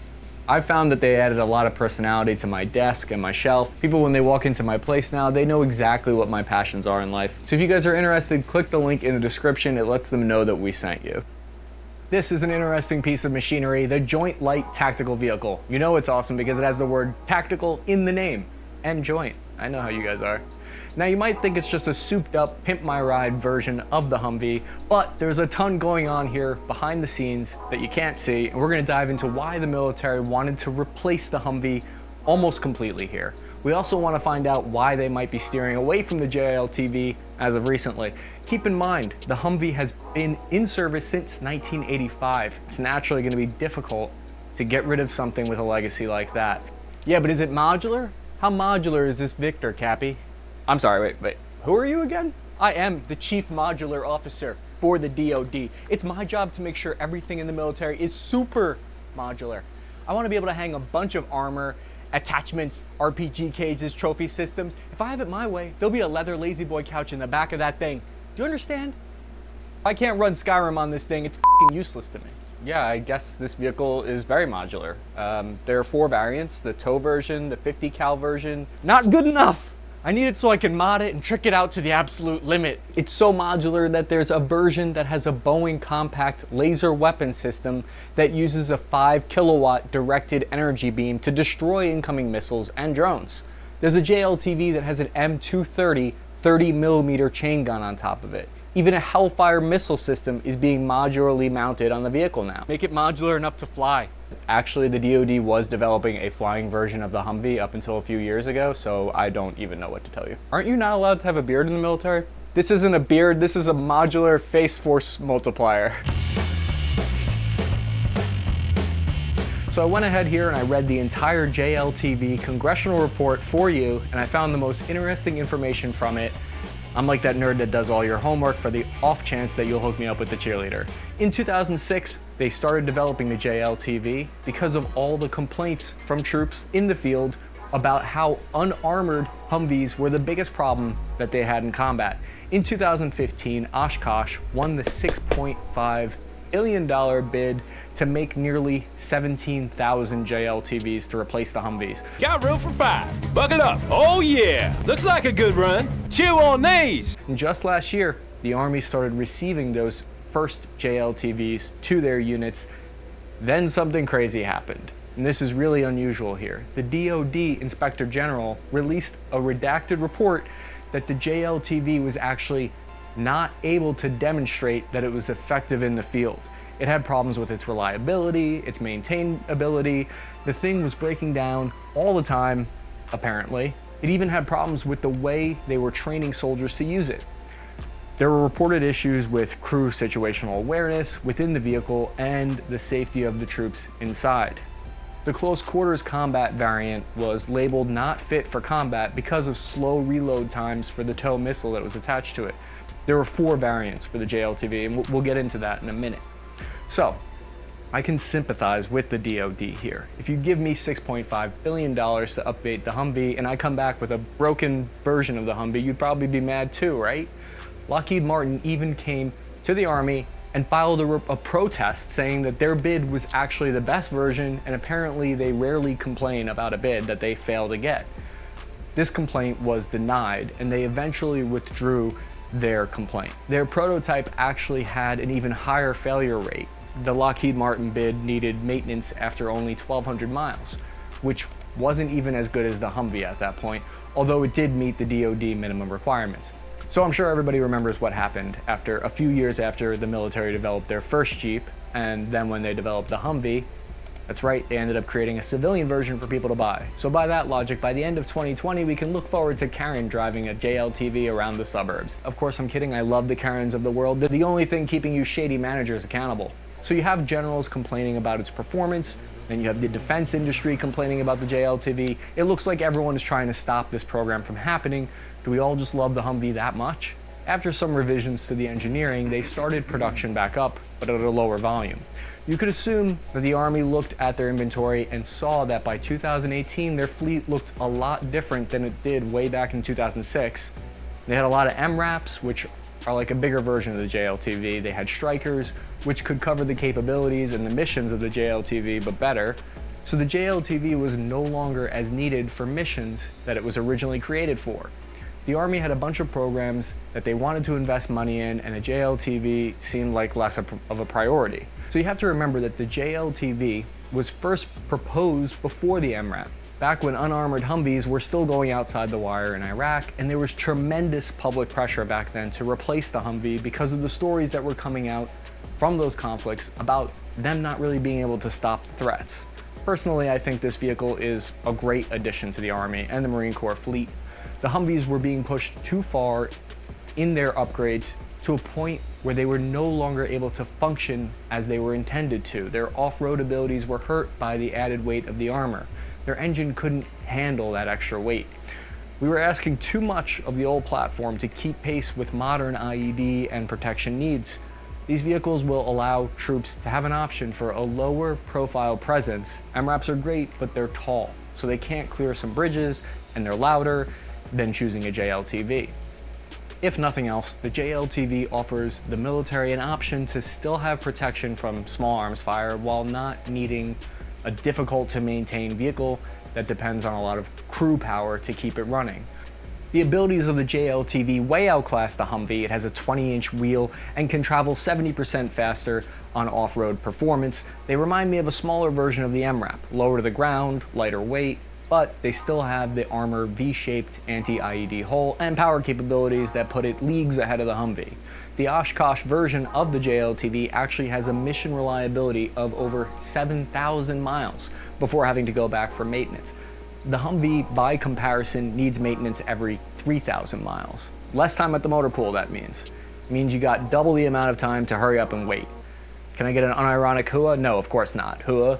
It takes a crew of 4 in full kit, 30 seconds or less to exit the vehicle. That number's down to 10 seconds with the B-kit doors. The vehicle is capable of traversing 20-degree V-ditch even when it's at a 25 feet wide V-ditch. And it can approach an angle of 45 degrees. It can climb a hard surface gradient at 40% side slope. All this means it's less easy for this thing to tip over, which is a huge concern when you're talking about heavily armored vehicles. These metrics are very important to drivers. They feel more confident that they won't flip the beast over because rollovers account for a large amount of non-combat fatalities in the military. The JLTV has blast protected seats and an automatic fire suppression system that goes off in the event of a fire. It weighs in at 5,100 pounds. The DoD claims that the JLTV is not meant to replace the Humvee one-for-one, but it's meant to replace it for combat purposes. The JLTV is meant to make sure that Humvees will now be relegated to the role that they were originally supposed to have, where they would transport troops within the safe zones only. The Army, Marine Corps, and the Air Force all plan to acquire the vehicle. Even the British are getting on board with the JLTV, and they're grabbing about 3,000 of these units. And that's the story for the JLTV. Please remember to like this video, subscribe for all your military weapons and gear updates. I'm your host, Chris Cappy. Task and Purpose out.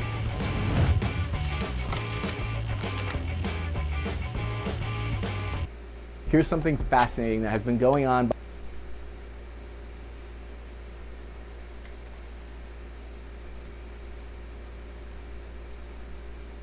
behind the scenes at the Marine Corps for the past 25 years that probably none of you know about. As of last year, they're finally replacing the old AAV with a next generation amphibious assault craft, which has some awesome upgraded capabilities. If you ask me, it looks like they basically waterproofed the Army Striker and called it a day. If you think beach landings are obsolete, I have this to say to you: you're obsolete. Places where possible beach landings could happen in the future would be in the South Sea, where near piers have been building up. Sure, we haven't had a contested beach landing in half a century, but that doesn't mean it couldn't happen again. But we're wasting billions of dollars on a system that we don't need. To which I say, why are you so cynical about everything? Can't you just let the government blow some money? Have you ever gotten a paycheck on Friday and spent it all by Monday? Yeah, it's the same thing here. Today's amphibious video is sponsored by the free-to-play World of Warships. When I first joined the military, I tried joining the Navy, but they turned me down because when they asked if I had any swimming experience, I told them I grew up with an above ground pool. But playing World of Warships made me feel like I had actually qualified to be in the Navy after all. It has the perfect balance between action and strategy. You command a massive naval fleet featuring history's most iconic war vessels, including the USS Indianapolis. I know you guys will love this game because it's got the perfect mix of action and military history. You can unlock new ships as you fight your way through the military history of the high seas. For new players who haven't registered yet, use code READY4BATTLE2020 for a bunch of extra benefits, including 7 days of premium account time and 2 premium ships like the USS Charleston with Stars and Stripes camo. This month, each week, there is something new to experience because they're always releasing new missions, game updates, and events. Click the link in the description below and download the game now to join me in a nautical-themed battle online. 3 different companies created a version of the amphibious vehicle. We originally had General Dynamics, Lockheed Martin, and BAE Systems in the running, but just last year, BAE Systems won the bid against the others to create 30 of the new amphibious combat vehicles. It will outmatch the old AAV in all the places that matter for a next-generation future conflict. It will have a 30mm autocannon on top, which is leagues more powerful than the Mark 19 system. It will carry less troops and move slower in the water, and I know what you're thinking, that sounds like a disadvantage. But we're going to go into the recent changes in doctrine, which explain why I believe that's not a bad thing. If you don't agree, there are plenty of articles out there that are critical of the new Super AV, as it's called. What sets the Marine Corps mission apart from the Army is that they have the equipment and training meant for beach landings. The amphibious assault vehicle that Marines currently deploy with has been in use since the 1970s. This new Victor is only now being created after an intense process where in June of 2014, retired Marine infantry officers were actually calling the program out in the Marine Corps Times, saying it was going in the wrong direction by not focusing on speed on water. Not that I put a lot of weight on old retired officers. Can anyone tell me why everything that they say sounds pretentious? You're retired. Go in the den and quietly read a Tom Clancy novel. The response from the Marine Corps to them was predictably dismissive, and I agree with what they said.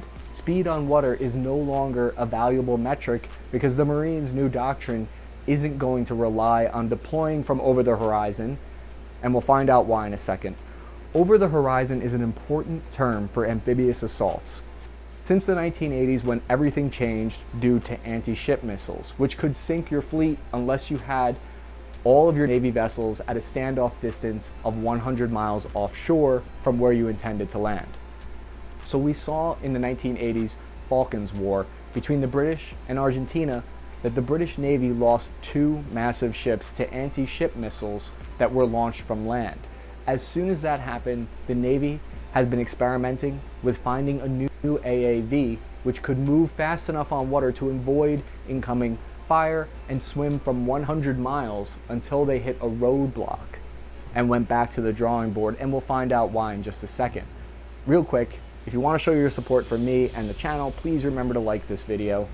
I got a lot of the following research information from a study done by the Rand Institute for Congress that helped develop the new AAV. The link is in the description. It's a great read.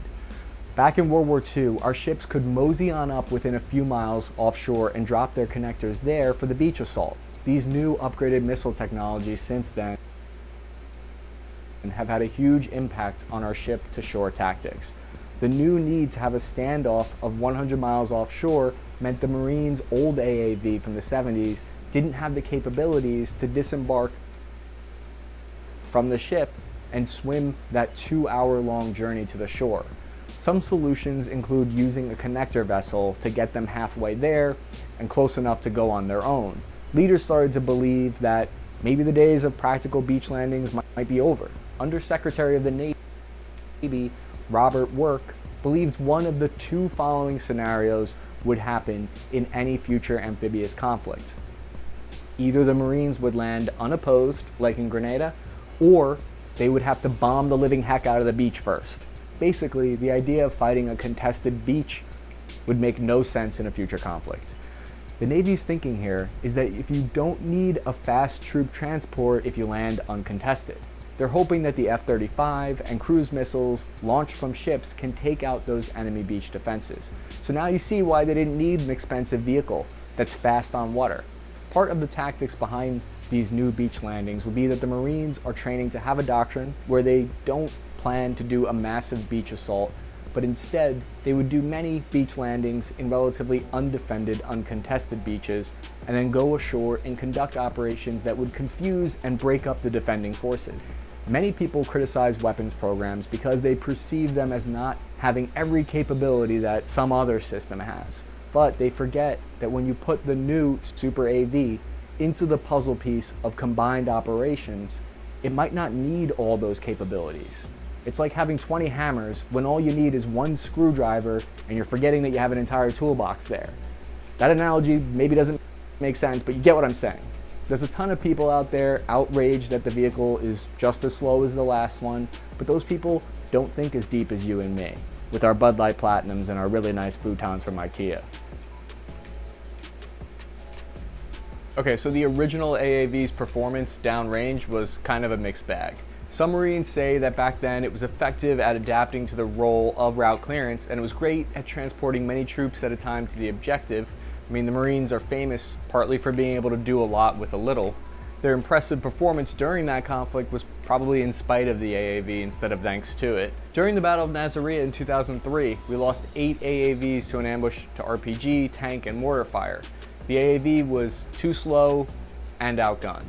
And that's why the Super AV should fix those problems. The 8x8 wheels are what concern me though, because it's supposed to keep its mobility through a sandy, muddy beach environment. I've had enough experience riding in 8-wheeled Strikers, an armored vehicle, to know that those things are going to get stuck even at a hint of sand. Does anyone else wonder if this vehicle will hopefully have some kind of improvement to make it able to handle the beach terrain? If you're on the other side of the boat that thinks that 13 Marines per vehicle isn't enough, have you ever seen 13 people in full combat kit try to get out of a vehicle? It looks like a damn clown car. I'd rather have a Super AV with better armor, better weapons, and be able to drive faster on land if that's really the valuable metric. Or was this a giant waste of taxpayer funds? I haven't paid taxes in years, so I don't really have a horse in this race. The IRS doesn't watch this, right? You also have to understand that the Marines were feeling the pressure of having just done 2 failed programs to replace the old AAV, which wasted $3.2 billion. But the Marines don't have that luxury. Let's take a quick look at that failed program that was called the Expeditionary Fighting Vehicle. It was going to have the ability to go 30 kilometers per hour on water, and it was going to be able to carry 17 fully equipped Marines. This project was scrapped for being too expensive and unnecessary, even though every military expert on the internet is drooling over it. It was capable of launching from 65 miles offshore, but it didn't take into consideration that all those capabilities were never going to be needed, since the Navy believes they won't be ever going onto a contested beach landing like that. Personally, I think anyone who complains about the new Super AV is too hyper-focused on the specs of the vehicle and not focused enough on the big picture. Please like the video, it helps promote our channel. I'm Chris Cappy, Task and Purpose out. Welcome to Task and Purpose. With this episode, we continue our Mechanized Infantry Week, which is basically the military version of Shark Week. Mainly, I want to explore the recent upgrades to the Striker and how the vehicle will potentially stack up against the Russian BTR and the Chinese ZBD near-peer counterparts. The Striker weighs in at 18 short tons and is capable of carrying more than a full squad of up to 9 dismounted troops. To put that into perspective, my Toyota Camry weighs 1 ton, and if I had any friends, it'd be capable of carrying a team of 5. So, in this video, we'll learn about the specifications, armament, unit organization, and tactics of Striker Brigade combat teams. Full disclosure, I'm going to be upfront with my bias here. I love the Striker. When I wake up, I eat Striker cereal. It's my favorite armored vehicle that the US infantry uses because I was in a Striker unit when I deployed to Iraq. So I'll be able to give my personal experience and perspective on this system. This episode is sponsored by Raid Shadow Legends, which is a free-to-play mobile and desktop app. The first thing that really stuck out to me about the game was how the graphics are realistic instead of cartoony. I got hooked by the depth of the lore for my faction, which is the Dark Elves, and the gameplay strategy and tactics are incredibly deep. There are 16 different factions to choose from, I chose the Dark Elves because they remind me of the emo phase I went through in high school. Tag Arena is the next level of competition PvP battles. Instead of a single 4 versus 4 battle like in Classic Arena, it's actually a series of 3 4 versus 4 battles. It's the best of 3. It's basically Arena on hard mode. And since it's brand new, the developers will be giving out some special rewards soon to whoever manages to finish high up in the rankings. So if you're like me and you love truly competitive PvP with some big rewards, you're gonna love Tag Arena. Go into the description, click the special link. If you're a new player, you'll get 100,000 silver plus a free champion named Channeler. All of this treasure will be waiting for you right here. Let's find out the history of the Striker's development. It was originally supposed to be a part of the reimagining of the Army from the old Cold War ways to modern operations. It was part of a transformation theory where a few key leaders in the US military envisioned a future where the Army was more flexible, meaning it could take on a wide variety of mission sets and could adapt to fighting in many various locations more independently. It also needed to be technologically advanced for the modern battlefield. Strikers have the ability for gunners to see a video feed of what each other gunner in other strikers is seeing. So they can see what a different gunner in their platoon is aiming at with just a flick of a switch. They have a GPS system which shows where each vehicle is located on the map. Communication systems allow them to talk to anyone in their own vehicle or push a button to talk to anyone back at headquarters for additional support like an Apache element. Don't be like me and push the battalion talk button and hot mic your entire conversation to everyone about how you think your captain looks like Danny DeVito. A lot of people don't know this, but before the year 2000, the Army was organized very differently around 15,000 troop-sized divisions, which were aimed at the old way of fighting in only 2 major theaters at once. This was the old school Cold War way of thinking. So the Army wanted a new technologically advanced vehicle that could fit their new, fast, lightweight style and serve as a kind of replacement for the M113. They needed something that they could deploy anywhere in the world within 48 hours, something lighter weight than a Bradley or an M1 Abrams. The Striker was based on the Canadian LAV-3, and it was originally produced by General Dynamics as part of an $8 billion deal to create 6 Striker brigades. Forward-thinking General Eric Shinzetsky came up with the idea of reorganizing the military into the way modern brigades operate in teams of 4,000 soldiers. This system ended up being perfectly suited for the conflicts the US military would find itself in, where you have a brigade combat team take turns rotating through an area of operations. In that AO, the BCT conducts full spectrum of operations. It's capable of operating independently. This system of rotation on that level allows troops to train together, deploy together, and then take their downtime together.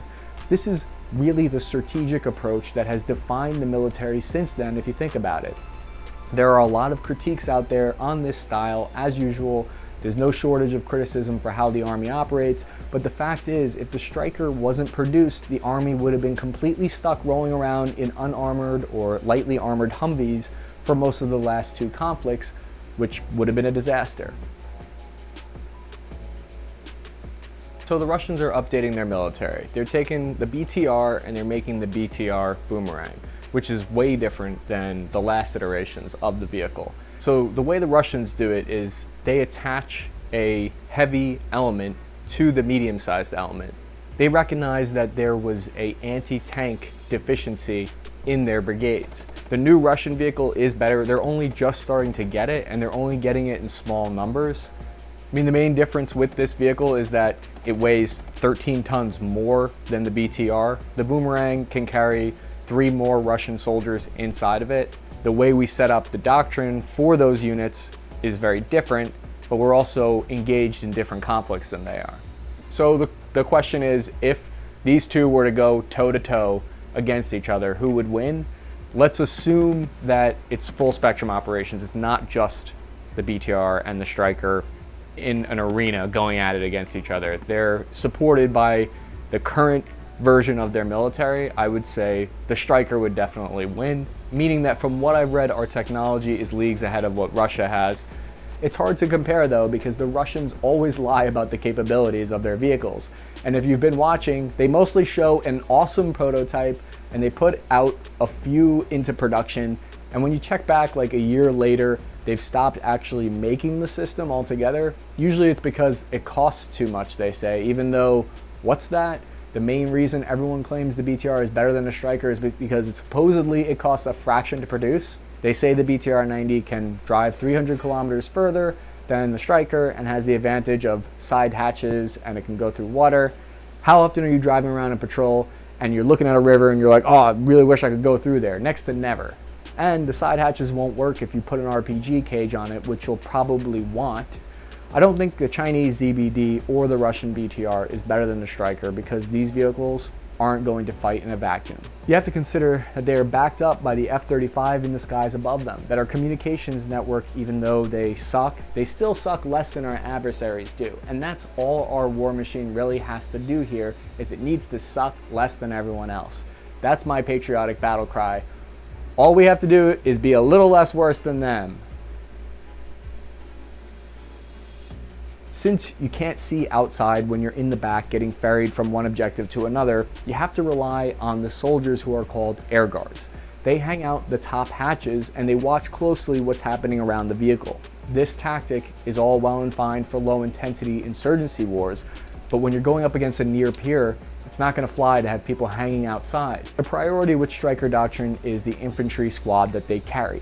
It's what gives the victor its main advantage over using something like a Bradley.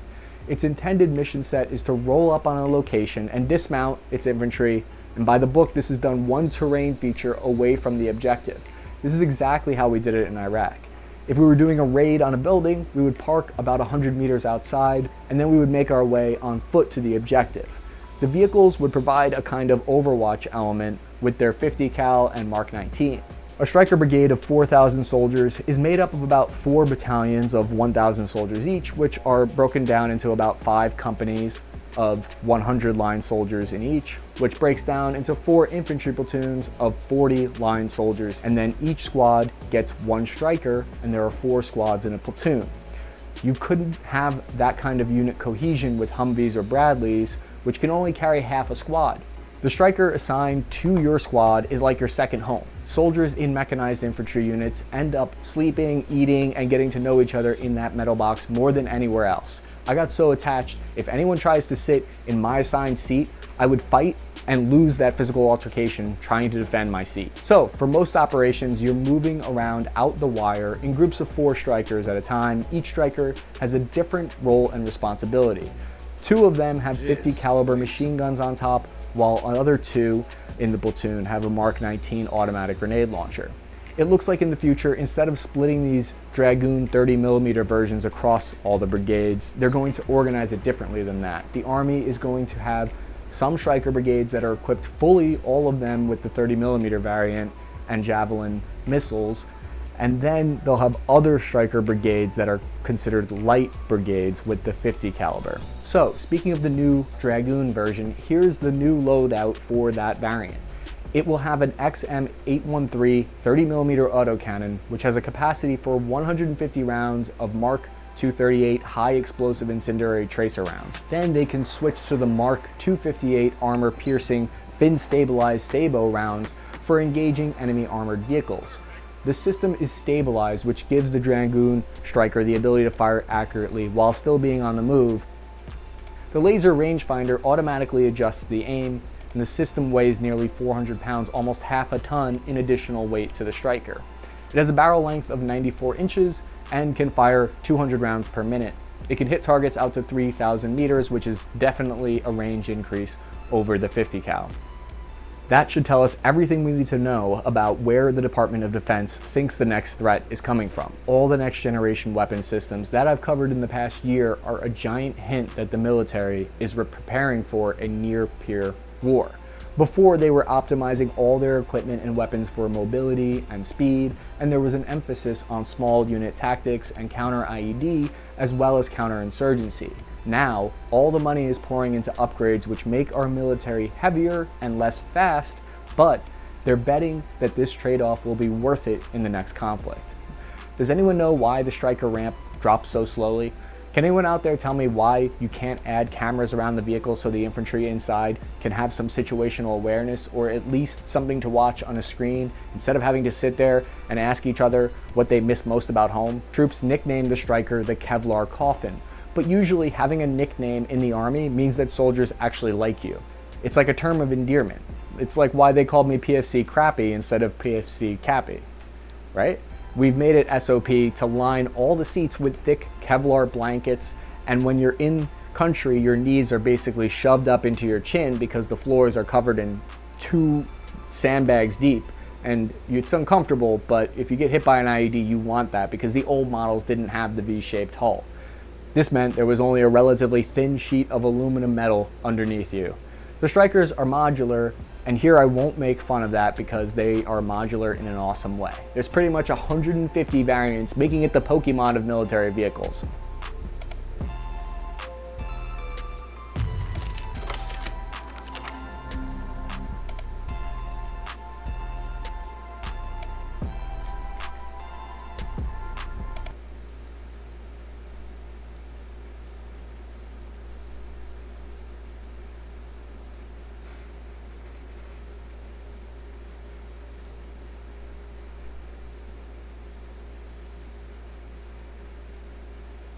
Infantryman Chris Cappy. Recently, we've seen a parade of Russian military vehicles over the past few weeks, and a lot of people have found them very difficult to tell the difference between all these vehicles. How do you tell the difference between a BTR and a BMP? What is a BMP even capable of doing on the battlefield? And where did the idea originally come from? And at the end of the video, we're going to take a look at the Russian Army's most up-to-date version of the BMP called the BMP-3. In this video, we want to examine and analyze what exactly might be wrong with the BMP that it's performing so terribly in the war in Ukraine. The BMP is kind of like the backbone of the Russian infantry, the ground forces. You see it everywhere. You know what? Scratch that. It's basically the backbone of a lot of different armies. The Ukrainian military uses the BMP, but there are a lot of reports now of their downsides. Could it just be maintenance problems? What's really the truth about the BMP? Like most modern Soviet military developments, the BMP can trace its roots back to World War II. During the war, there was never really a dedicated armored personnel carrier for the infantry, typically forcing them to make do with unarmored flatbed trucks that were widely vulnerable to enemy fire and unable to keep up on poor terrain. After World War II, the Soviets began focusing more on motorizing their force with additional beefed up vehicles coming in the form of the early BTR and BRR models, though as a whole, the Soviets were not happy with their vehicle's performance in combat. Development of a dedicated infantry combat vehicle began in the 1960s. The goal was to create a platform that not only could carry infantry, but also support them in the fight once they dismounted. After a few years of rapid development, the prototype was labeled Object 765, later BMP. It was selected and produced by Chelyabinsk tractor plant. Although the BMP's effectiveness in agrarian pursuits are a little bit questionable. The BMP-1 was truly the first of its kind as a dedicated infantry fighting vehicle, as opposed to the simply armored personnel carrier doctrines used by other modern militaries at the time. Russia was the first military to adopt a vehicle like this. Although technically the first ever infantry fighting vehicle is said to be the German-made Schutzpanzer Lang HS-30, which was created in 1956 during the Cold War by West Germany. The important thing to know about the Schutzpanzer Lang was that it was a major departure from what was considered to be the predominant military doctrine of the time that, the United States and everyone was using in the West. These battle taxis would see troops riding into battle and then dropped off, and the vehicles would let them fend for themselves. They ended up being wrong, in the direction that all militaries went was similar to the BMP. I couldn't find any information on whether the Soviets were inspired by the German Schutzpanzer Lang, if that inspired them to make the BMP-1. In any event, the first version of the BMP came standard with 3 main weapon systems. So you had your 73mm smoothbore cannon, which was capable of firing AP, or armor-piercing rounds, or HE high explosive rounds, depending on your target type, if you're targeting personnel or vehicles. So you had your A9M114 launcher, which was meant to tackle more heavily armored targets like main battle tanks. And last but not least, you had your PKT coaxial machine gun. Coaxial means that basically it's a machine gun welded straight onto the turret, so it points where the turret points. It's actually kind of an antiquated design choice today, but back then it was all the rage. The crew consisted of a driver, a gunner, and a commander, and then you had 8 infantry in the back who were able to dismount mount, or actually originally they could fire out of the side of the vehicle out of these little dedicated portholes on the vehicle's side. Those portholes have since then been the focus of a lot of fuss and debate in the military community, with everyone pretty much really disliking them. Shooting out of the portholes is laughed at these days. By placing those holes in the armor, it weakens the armor, and it does very little in the way of adding combat power in return. Sure, there are some additional situational awareness, but I don't know. No thanks. The vehicle was designed to help mitigate radiation effects in the case of nuclear weapons. To add to all of this, it was also an amphibious vehicle, meaning it could easily cross bodies of water directly without the need of external engineering support, which would slow battlefield tempo. We've seen, for instance, in the battles in Ukraine, where the Ukrainian armed forces, they've been destroying bridges to slow down the Russian army advance. Technically, these tanks should be able to cross some of these rivers, but the conditions, if they're not perfect for crossing, then it's not really going to work. And with that being said, if you were to ask me if I would volunteer to sit in the back of one of those vehicles while it drives through deep water, I'd ask you to go kindly f*** off. The BMP platform saw its first combat in 1973 in the Yom Kippur War with the Egyptian military, where it was received with kind of mixed reviews. While it did excel in its battlefield taxi role, easily keeping up with armored tanks across the battlefield and protecting infantry, it was kind of lackluster in its actual fighting capabilities. Crews reported, for instance, that the 73mm cannon was really noticeably inaccurate and unreliable. And being that it was only a single shot, it had to be manually reloaded after every round, making rates of fire lower than needed for follow-up shots. Russian crews also had a lot of complaints about the vehicle in their training. Non-export Russian models contained autoloaders, which were reportedly even slower than hand load and dangerous to operate. The vehicle was also incredibly front heavy, which is not ideal for amphibious operations because the nose of the vehicle could get caught in the mud while you're trying to cross a river. To address these issues, a series of stopgap solutions were made to improve the design, while work began on an entirely new model of the BMP, the aptly named BMP-2. Genius! So it had its first production run in 1980, and it brought in a slew of new quirks and features. While the chassis was nearly identical, it did add some additional armor and adjustments to whole crew layout. The largest improvement to this version of the BMP came with its fancy new turret design. Previously, the BMP-1 had a one-man turret, with just a gunner sitting all by his lonesome. The BMP-2 introduced a two-man turret with the commander now sitting with the gunner, and most importantly, he had a complete weapons overhaul. I have a theory about why the Russian BMP might be performing so poorly in Ukraine right now, and that's because they're still using a lot of these old BMP-2 Soviet-era tanks. All they have is this IR spotlight that shines a giant infrared spotlight out so they can only see within like 100 meters. It's a really terrible night fighting capability.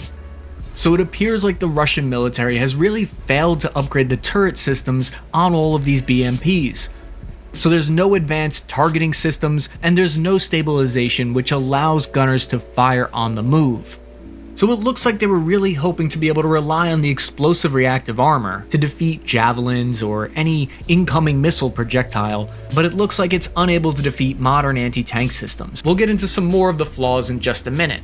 So the 73mm cannon was replaced with a 30mm autocannon. They also upgraded the launcher so it was capable of firing the AT-4 and AT-5 anti-tank guided missile systems. The 30mm gun was completely a game changer, going from being this unreliable single-shot weapon to a fully automatic link-fed weapon capable of firing 550 rounds per minute. Not only did it have a longer range and more accuracy, but it was much more effective against the targets that it was expecting to encounter. This was especially effective in the Soviet Union war in Afghanistan in the late 1970s and 1980s, as the 30mm cannon allowed for a much higher angle of elevation, meaning that they could engage targets that were emplaced in the mountainous terrain. Crews that were still using the BMP-1 would often get caught in ambushes from high angles and be completely unable to engage targets. After the war in Afghanistan, the BMP-2 began to be sold to numerous other Soviet-friendly nations, with over 30 countries in total eventually adopting the platform. And they eventually created different versions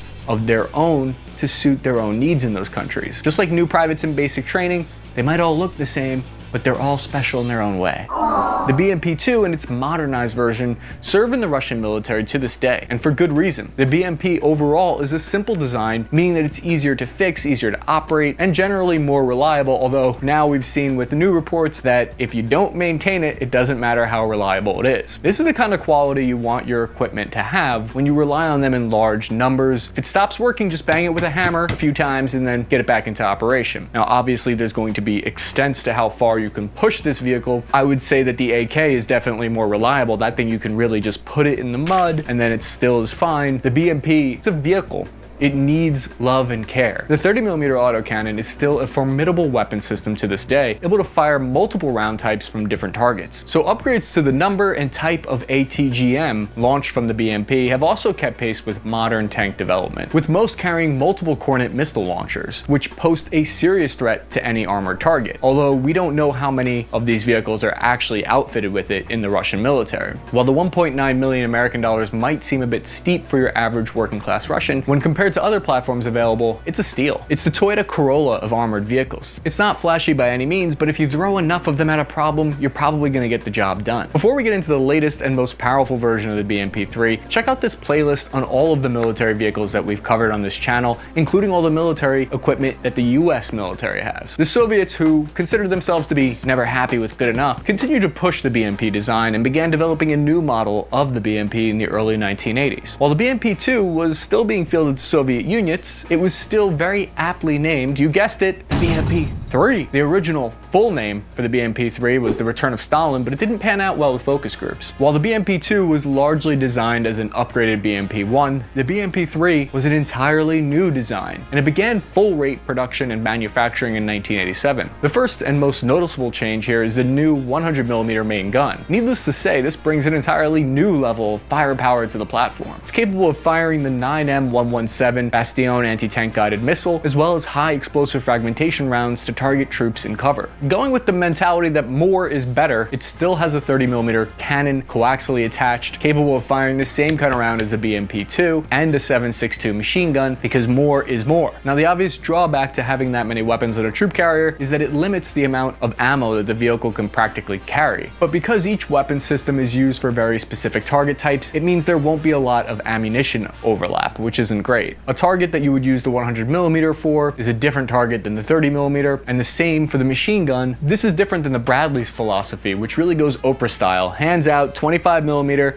to the entire crowd. According to reports, which I do not honestly know how much we can trust these Russian reports on their vehicles, so take it with a grain of salt, but the BMP-3 is said to be able to fire stationary, moving, or even when it's afloat in the water with the same level of accuracy, which is a pretty impressive thing if it's true. It has a 27 horsepower to tonnage ratio, I think that's how you say it. The vehicle is fast traveling at 72 kilometers per hour on the road. The logistics claims for the vehicle are that it can go up to 600 kilometers in operational range, which I don't know if I really believe that, because the circumstances under which the vehicle can drive that long without fuel doesn't seem likely. After what we've seen so far of the Russian invasion of Ukraine, I have begun to seriously doubt the effectiveness of the BMP-3. To be fair, a lot of destroyed vehicles that we saw so far were the older BMP-1 and 2 generation. According to open source intelligence on the matter, we believe that the Russians created around 2,000 of these BMP-3s so far, although I don't know if I believe that number either. The BMP-3 had a completely redesigned hull.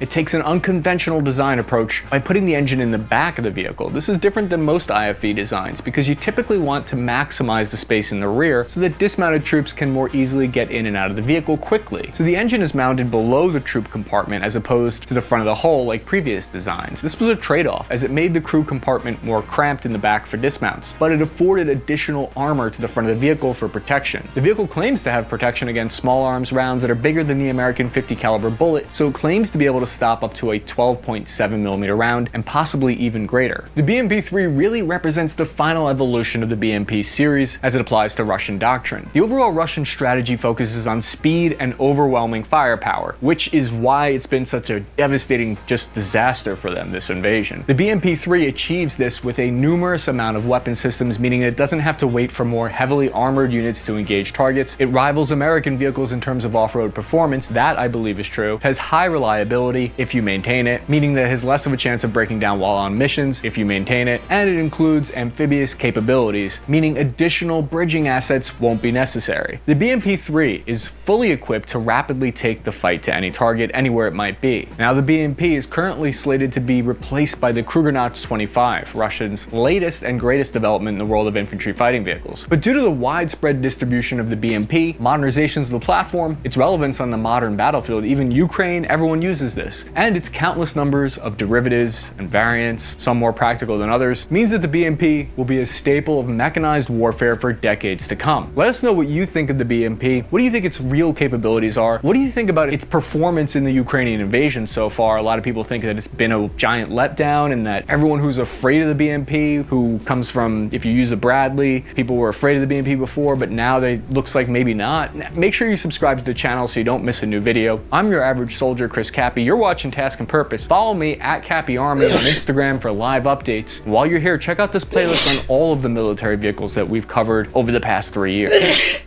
All hope seems lost. The enemy has the upper hand in the firefight. Your platoon has been backed into the corner of a remote island somewhere on the South China Sea. Suddenly, you hear the helicopter blades cutting the air overhead. It's the Bell 360 Invictus, the Army's next-generation reconnaissance helicopter, and it's flying right overhead. The pilot's voice crackles through your radio and informs you. Our surveillance UAV drone picked up 20 Tango heat signatures approximately 300 meters northeast of your position. Sending our UAV drone to strike that position now. Then you hear a rip of the 20mm autocannon opening up the sky and the explosion of attack drones as the enemy is scattered. You return to your small combat outpost, and at the same time, the Scout 360 Invictus helicopter lands within the same walls. This is the future of over-the-shoulder close air support. But is the Army actually going to be able to pull it off this time, or is it going to be another $7 billion failure like the Comanche program? Army Aviation is currently working on building a next-generation light reconnaissance attack helicopter that I think is purpose-built for a potential future war in the South China Sea. The real question here is, what kind of attack helicopter does this attack helicopter identify as? What are the origins of this future vertical lift program? In 2013, the Army retired the aging Light Recon OH-58 Kiowa helicopter, but that left a capabilities gap in our Light Recon attack helicopter role. So since then, the Apache has had to pull double duty, doing both the heavy gunship missions and the light reconnaissance ones. But it's not really designed to do recon work very well. While the Kiowa Warrior was used extensively in the past 2 global wars, it doesn't have the same firepower as the Apache. This future vertical lift program is going to create something that's basically a cross between the Kiowa and the Apache with some brand new abilities. The last time the Army tried to replace the Kiowa, it ended in a $7 billion failure with the Comanche program in 2004. But was it really a failure if the technology from that program has been applied everywhere else, including in the helicopters in the Bin Laden raid? I spoke with Chris Gaylor, Bell's Vice President and Program Director for the 360 Invictus, to see if he could help explain what new features the Army would get with this aircraft. This is a maneuver support type platform, flying right over the shoulder and integrated into these maneuver elements. We could see a platform like this living in CAV units forward with maneuver forces. This is that reliable. It is that type of a Kiowa Warrior based maintainability.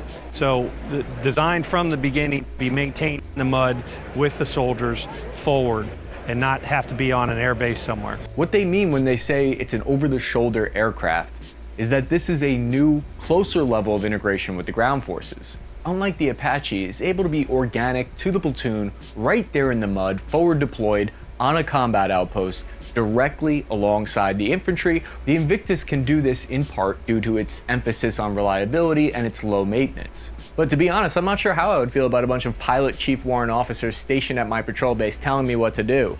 Are you an officer or a sergeant? Am I supposed to salute you? Do you even know? The fly-by-wire system helps keep these costs low. And what that term means is all the joystick maneuver controls and inputs in the helicopter are sent instantly, digitally throughout the aircraft. The old systems of gears, pulleys, and levers are more delayed and leave additional room for mechanical error. The fly-by-wire system reduces the aircraft's mechanical complexity. It also allows this helicopter to be remotely controlled, so the gunner and the pilot can sit back at the combat outpost and never have to expose themselves to incoming fire. Lucky. In a future war with China or Russia, the US wouldn't have the luxury of guaranteed air superiority anymore, because the enemy would deploy their S-500 anti-air systems, which can even potentially detect and shoot down a 5th generation F-35 fighter jet.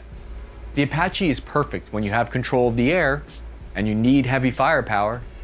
But what if you're on a remote island in the South China Sea with almost no logistical support to speak of? The Bell 360 Invictus can work in those conditions and can outmaneuver, outrun, and avoid detection of modern anti-air systems. You want to have a small logistical tail.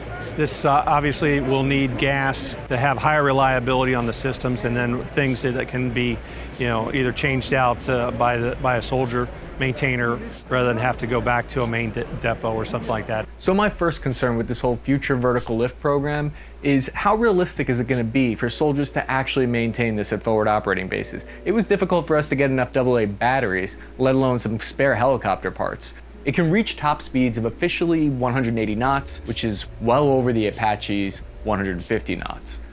The combat radius for the new aircraft is 250 kilometers before it has to turn around and refuel. Its total range is 740 kilometers, with about 60 minutes of time over the objective. The Apache combat radius is only 150 kilometers. It has reduced drag thanks to its landing gear and weapon systems being able to be tucked back inside the hull, which means that the aircraft shape is harder to detect by radar. This is the definition of high-speed, low drag. It uses a single-engine General Electric T901 turboshaft engine and 4 rotor blades, and has a little help of these side wingies that help about 50% of the lift of the vehicle. The design team gave it a canted tail rotor and active rear stabilizer pin so the pilots would be able to get higher speeds and better lift. Forbes senior contributor Lauren Thompson said, quote, "The Army probably would have begun recapitalizing its aviation fleet earlier if the Cold War hadn't ended when it did, to be followed by a 20-year global war against enemies who lacked air forces or air defenses. Today, the threat has shifted to near-peer nations, meaning Russia and China. So the Army no longer can put off replacing its Cold War helicopters," end quote. I really cannot overemphasize how much losing air superiority would change literally every aspect of war for the US military in horrible ways. They haven't had to deal with contested airspace since World War II. Think of it this way, the US military called in 20,000 sorties a year within essentially what was uncontested airspace in Afghanistan, using A-10 Warthogs and Apaches the majority of the time. That should give you an idea of how much the Army relies on close air support to get them out of a bind. Without having to deal with enemy air systems, the infantry might have gotten, admittedly, a little bit too comfortable calling in CAS recently. Oh, I got a splinter. Let me call in close air support. Ah, stubbed my toe. Time to call in close air support. Ah, the sun got in my eyes. Hey, you got Apache assets up there in the air? Sir, what do you mean I don't qualify for close air support until I have 400,000 subscribers? I can't force them to sub. The thing that blew my mind was its new ability to fire UAV drones out into the air and then have the crew be able to monitor those drones and its thermal surveillance video feed straight from the cockpit. These drones loiter over the battlefield providing surveillance until a target is found. Then they move out of orbit, launch into missile attack mode, and strike the enemy target with a lethal payload. I'm also skeptical of this whole UAV integration system that they're touting because piloting a helicopter and coordinating with ground troops is already a huge task. So adding keeping track of drones and then troubleshooting whatever problems those drones are having, I have my doubts. But I could be wrong, and here's Bell's response to that. We're able to take workload off of the pilot. So typically the pilot is flying an aircraft and trying to control a mission.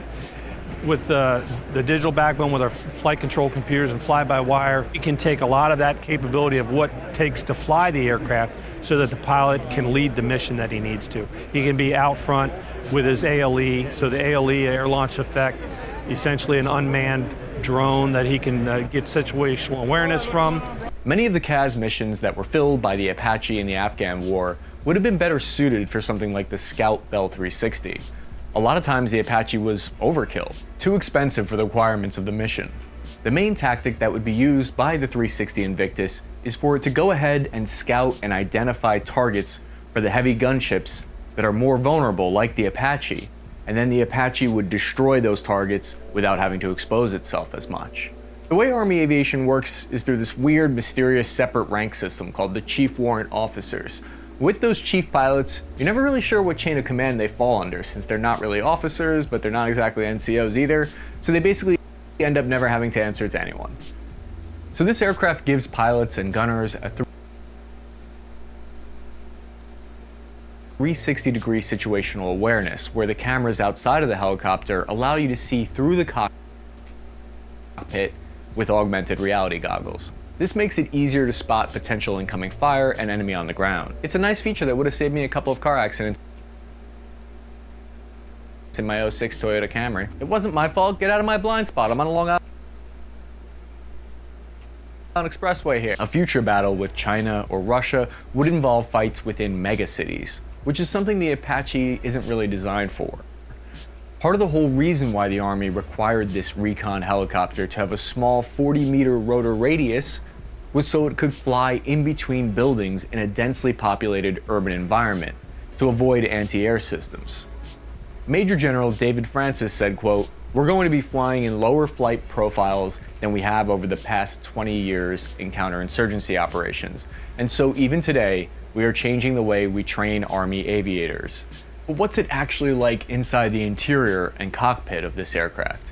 Well, I got the chance to sit in the cockpit and remind myself why I would never be qualified to fly one of these things. Seriously, put more than one red button in front of me and I'm instantly lost. I will say it was comfortable as heck, sitting in there what I assume was a $600 gamer chair.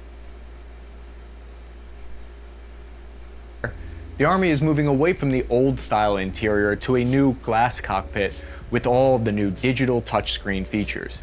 It seats two crew, a pilot and a gunner, and it doesn't matter which spot you sit them in because they're interchangeable.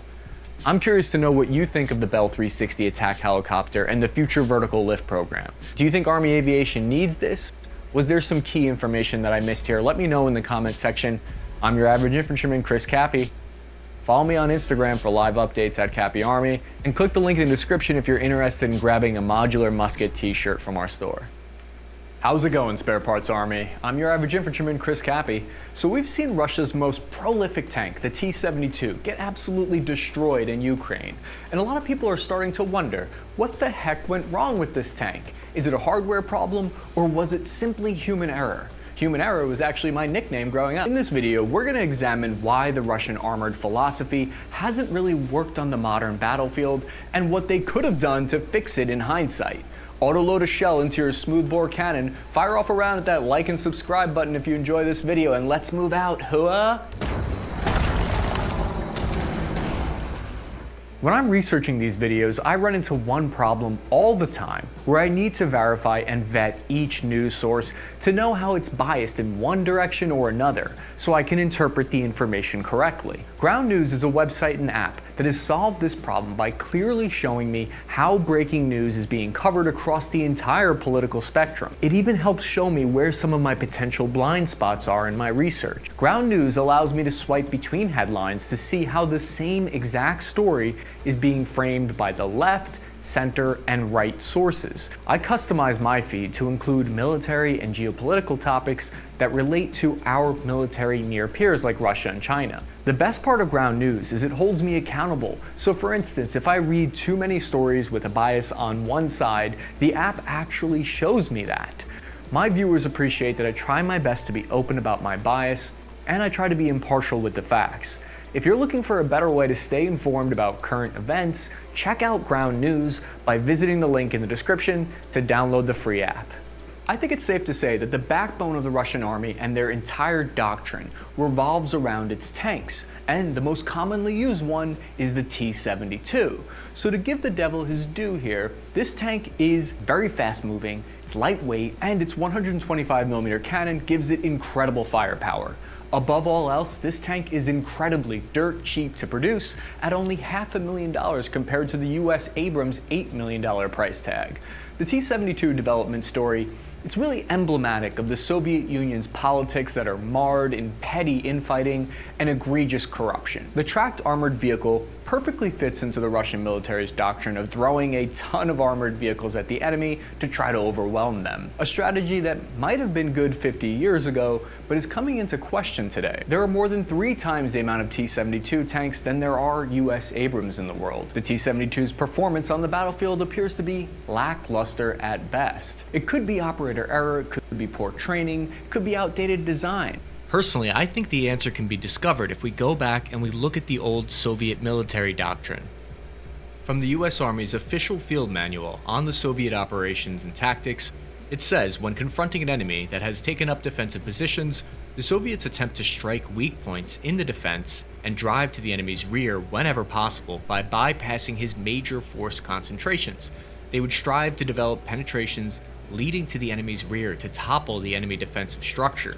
Tank armies may be placed in the first echelon for attaining greater speed when terrain and other conditions permit this employment. My analysis of this information is that this strategy worked well in the 80s, but now with this 3rd generation anti-tank systems, it no longer holds up. So let's take a look at the origins of this vehicle in order to find some clues into the past. The beginnings of the T-72 is a development story that is closely tied and interwoven with the very start of Russian tank manufacturing. Since the early days of the Soviet Union, their military has always relied on the fundamentals of simplicity in design and ease of manufacture. It's the core to their engineering philosophy, and it's out of necessity, right?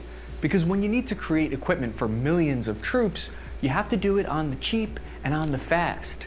The pros of having these cheap equipment in large numbers really outweighed the cons.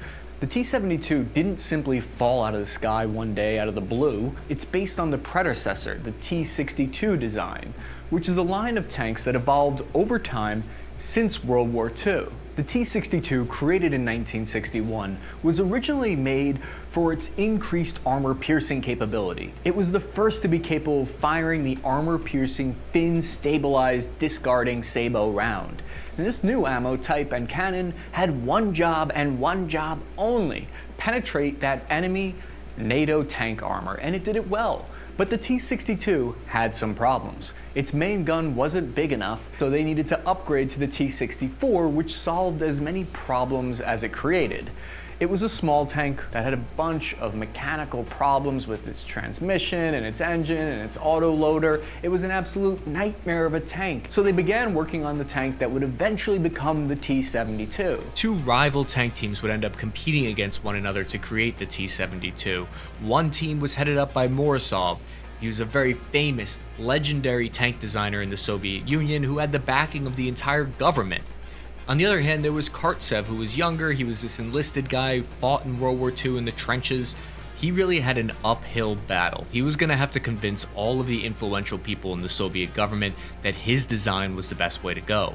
There was political friction at the Russian tank plant, Uralzavgavad, where the changing of the leadership there became a really sticky situation. The old director of the company resigned, and the new director in charge really opposed the entire idea of the T-72 tank that Kartsev was working on.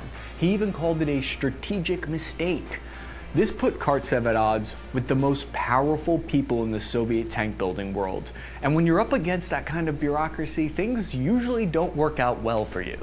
In 1964, as Kartsev is trying to build a tank that will beat Morozov's rival tank design, a Soviet official visits Kartsev at his office and warns him that what he's doing is wrong. He accuses Kartsev of scheming and backstabbing by setting up a rival tank option. So he shows off his prototype to the Soviet minister, who is wildly impressed because he sees that Kartsev has solved a lot of the design problems that were plaguing his rival team, Morozov's tank. Kartsev had created an autoloader that worked well, and his engine was more reliable. The Soviet military runs a series of tank tests in front of all the military officials, not just the one who hates Kartsev. At this test, it's plain as day to anyone with eyes that Kartsev's tanks are superior. So he essentially wins and is able to go over the heads of the officials who didn't like him. It was fully adopted in 1973, but Major General Kartsev was dismissed and retired by the state. All of the state prizes and awards for the development of the tank were sent to his opponents instead. It wasn't until after the fall of the Soviet Union that he began to receive some recognition. 3 men who worked with Kartsev, they were the ones that spoke out after the fall of the Soviet Union, and they confirmed stories of Kartsev and how he worked on the T-72 and what really happened. So what was so special about the T-72 that it made it win out above the petty considerations of politics and corruption? It offered a new, larger 125mm main gun that could penetrate US and NATO heavy armor. It used the same base armor composite instead of the older homogeneous cast steel. The vehicle required a smaller 3-man crew as opposed to the traditional 4-man crew thanks to its reliable autoloader. If the autoloader on the T-72 broke down, you could manually crank it by hand. The tank could carry around 40 rounds of ammunition. It weighed 41 tons, with later models rising to around 44 tons. It used a V12 diesel engine with 780 horsepower, and it could reach a top speed of 47 miles per hour. Full production numbers are estimated at around 25,000 units, not including the older models by other countries, which it's estimated to be around 50,000 total units. Well, let's look at a comparison of the T-72 compared to the Abrams. The T-72 is this tiny little thing compared to the massive American tank, as you can see. So why is it that the Soviets decided to design their tank really small like this? In World War II, the Soviets had a lineup of different tanks, including light, medium, and heavy.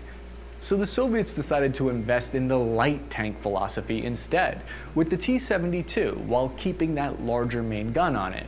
The lightweight, cheap direction of the T-72 was then closely paired with Soviet tactics. Masses of tanks support advancing infantry. The biggest advantage here with the T-72 is also kind of its biggest weakness, because this vehicle was designed to be used by a conscript army, so it's supposed to be easy to operate.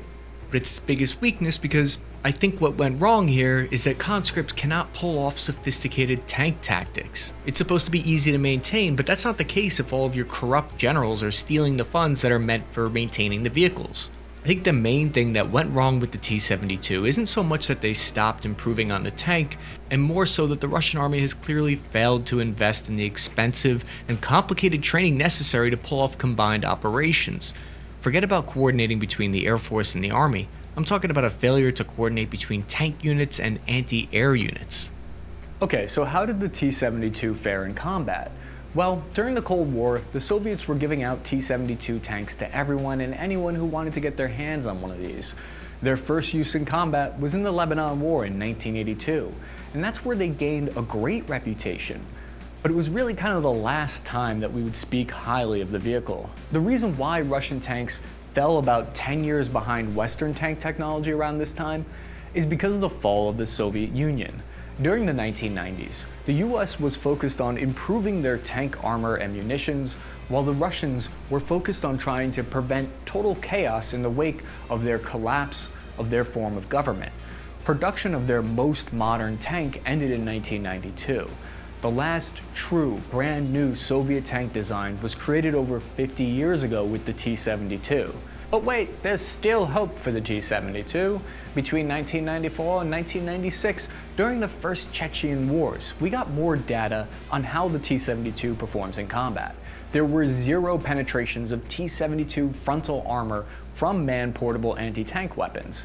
The bad news though, the Russians lost 44 T-72s from Chechen hunter-killer teams armed with RPGs. Analysis shows that between 3 and 6 RPG rounds are required to disable a T-72 from the rear, sides, or top of the tank. That's a lot of RPGs. In theory, the T-72 can penetrate Abrams in certain spots, like in the engine compartment and rear, but probably not the front or the sides. What could have been done in hindsight to fix the T-72, knowing what we know today? How could Russia have tailored their tank developments over the past 2 decades to improve its survivability? An emphasis should have been placed on heavier armor. The T-72 isn't large enough of a platform to support increased armor protection instead of relying on explosive reactive armor. More investment in active protection system technology would have improved survivability, but really a complete redesign of the T-72 from the ground up was what was required, because the autoloader keeping the shells in the turret, which if penetrated will cause a cook-off of the ammunition due to the design placement of ammo in the tank. these are fundamental design problems. Also, you gotta remember, the 50 cal machine gun has a weakness of requiring the commander to expose himself in order to fire it. Could the T-72 have performed much better if the Russian military coordination was an amazing A+ fashion? I mean, what if they had achieved air superiority early in the war and they had communicated perfectly with other ground assets during their advance? Would we be having a much different discussion then? Would we be praising the T-72 instead? Thank you for watching Task and Purpose. I'm your average infantryman, Chris Cappy, and check out this playlist on all of our tank videos. Hello everyone, welcome to Task and Purpose, the channel with the mission to bring you ground level insight into the military. I'm your average infantryman, Chris Cappy, and today's episode is all about the British Army Warrior Infantry Fighting Vehicle and its 30mm autocannon. This thing has been blasting its way through the past 5 decades. It's been through multiple extreme environments. I'm talking about the freezing cold of Bosnia to the burning sandbox of Iraq. And through all of these combat zones, it's made sure to have its priorities straight, tea time, every chance it had. Later on in this video, I'm excited to introduce you to our new contributor, Elliot Hearn. He's an actual British soldier, so he'll be able to give us some insight into this vehicle. So why is finding a next-gen replacement for the Warrior so difficult? The Brits have had a rough go of it recently. All their recent attempts have proven to be incredibly costly. So what made the Warrior so unique? And how did it perform under the stress of combat over the past few decades? If you follow me on Instagram, then you already know I'm a former mechanized infantryman, so the Warrior is of particular interest to me. The vehicle originally started off with some preliminary studies ordered by the Ministry of Defense in the late 1960s. So they wanted to replace their old transport, the FV-430, which was a lightly armored, it had relatively puny 50 cal on top. The 1960s and 70s saw most NATO countries using similar transports to the FV-430. Historically, the British Army had never really used many APCs until the post-war 1950s era. So this would be a major tactical change for them.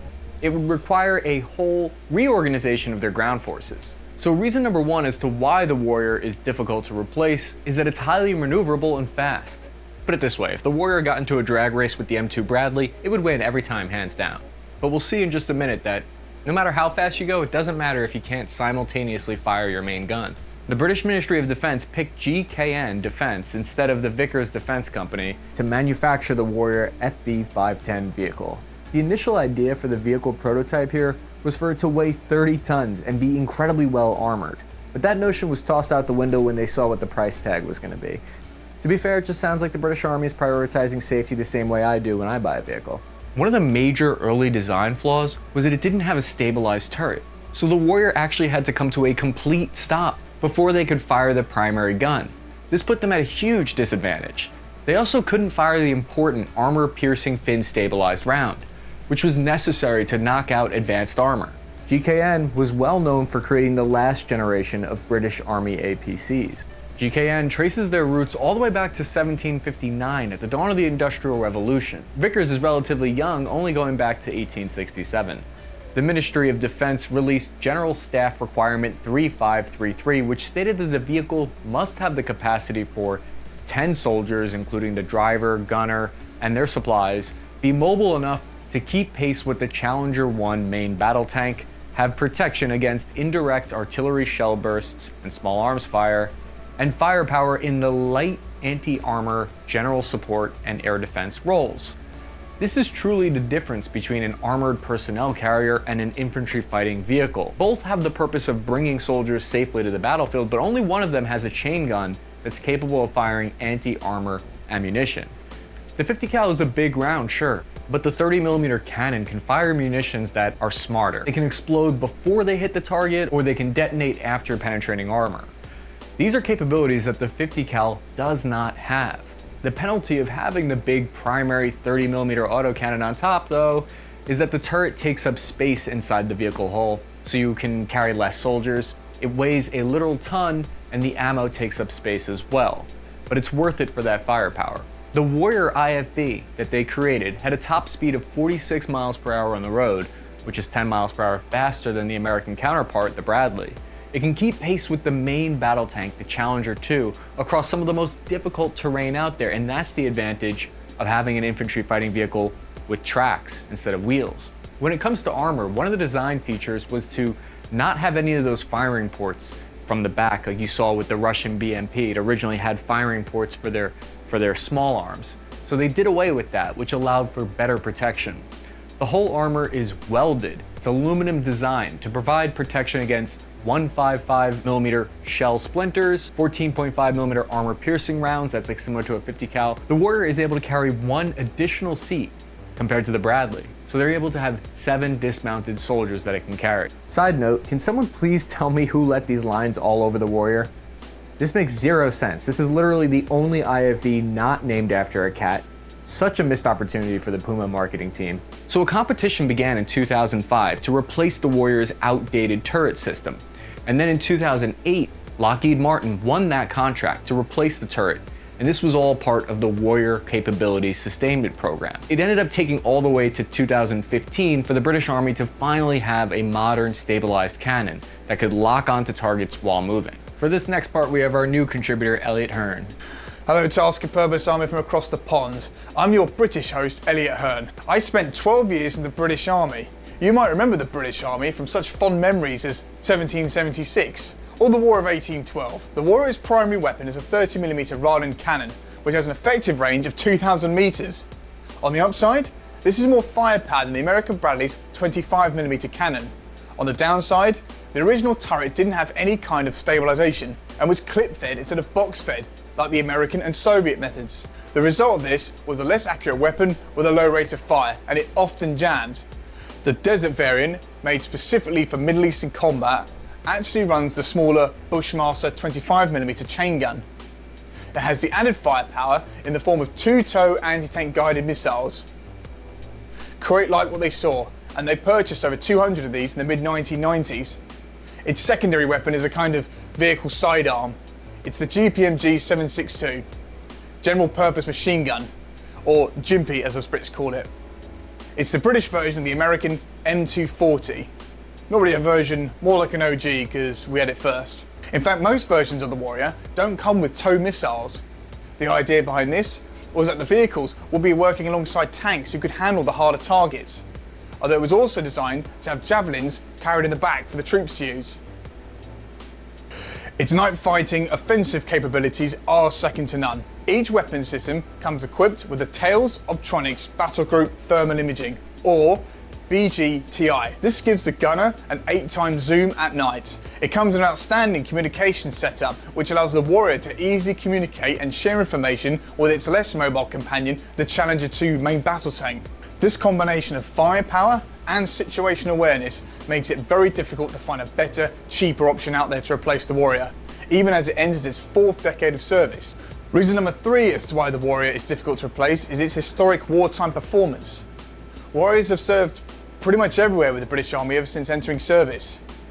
In this section, I want to talk to you a little bit about its battlefield performance. In Bosnia, not only did they act as a great deterrent to any would-be attackers, but they also stood up to the test of when they were attacked. All of the small arms, missiles, RPGs and an anti-tank mine could not destroy any of the Warriors.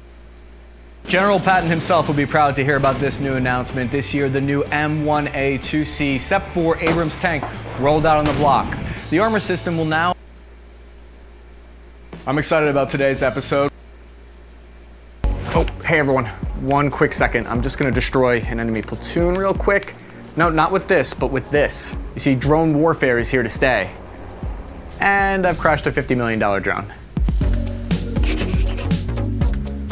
As of 2015, the Air Force is training more drone pilots than actual aircraft pilots. And when you look at the 2020 Nagorno-Karabakh war between Armenia and Azerbaijan, it's an indication of how important the future of UAV warfare will be. Because the Turkish-backed Azerbaijan forces were able to win the conflict swiftly thanks to their use of drones.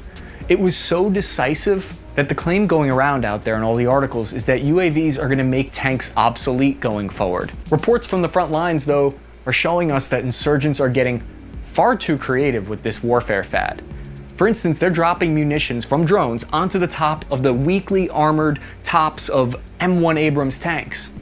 This next generation of UAVs are essentially the cheap bargain bin version of top attack javelin systems. You would think it wouldn't be such a surprise, but these things being sold since 2007 at every Long Island Mall kiosk. The War Zone reported that the US is developing a 5 kilowatt mobile high energy laser gun, which can shoot down UAVs from miles away.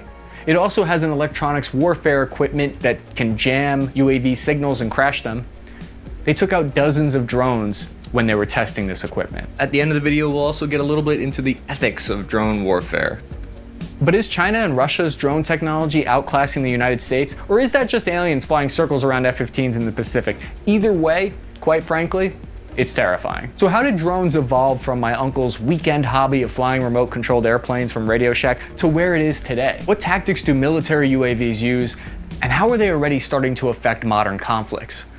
Justin Taylor, the lieutenant I always wish I had, is going to give the rundown on the origins of drone warfare. Make sure to show him some support by sending an unmanned Hellfire missile into that like button. Can I say that? Was that in poor taste? I'm going to explain to you a good little bit about the history of drone warfare. Before even the first aircraft took off, humans were experimenting with unmanned aerial drones as a form of warfare. From balloons strapped with bombs against Vienna in 1850 to the V-1 rocket launched against London in 1942, the idea of letting a machine do all the dirty work for us has always fascinated humans. The first example of modern-day drone use happened all the way back in Vietnam. In the late 1950s, early 1960s, there was a large operational and capabilities gap between spy satellites and spy planes and lower echelon ground-based reconnaissance. The solution to this was the Ryan 147B drone. The Pentagon expressed the need for this kind of unmanned aerial craft after a series of fatalities involving spy plane pilots. They needed a way to collect ground information without putting the lives of spy plane pilots at risk, which were hard to train and expensive to equip. The 147B was the first unmanned aerial craft capable of flying over enemy airspace, collecting ground information with its onboard sensors and cameras, and then returning back over friendly lines. While collecting information, it also served as a decoy for enemy AA positions, dropped munitions on fixed targets, and would spread airborne leaflets for propaganda and psychological operation purposes. I always wanted to drop condescending pamphlets on OPFOR positions, but my commander would never let me.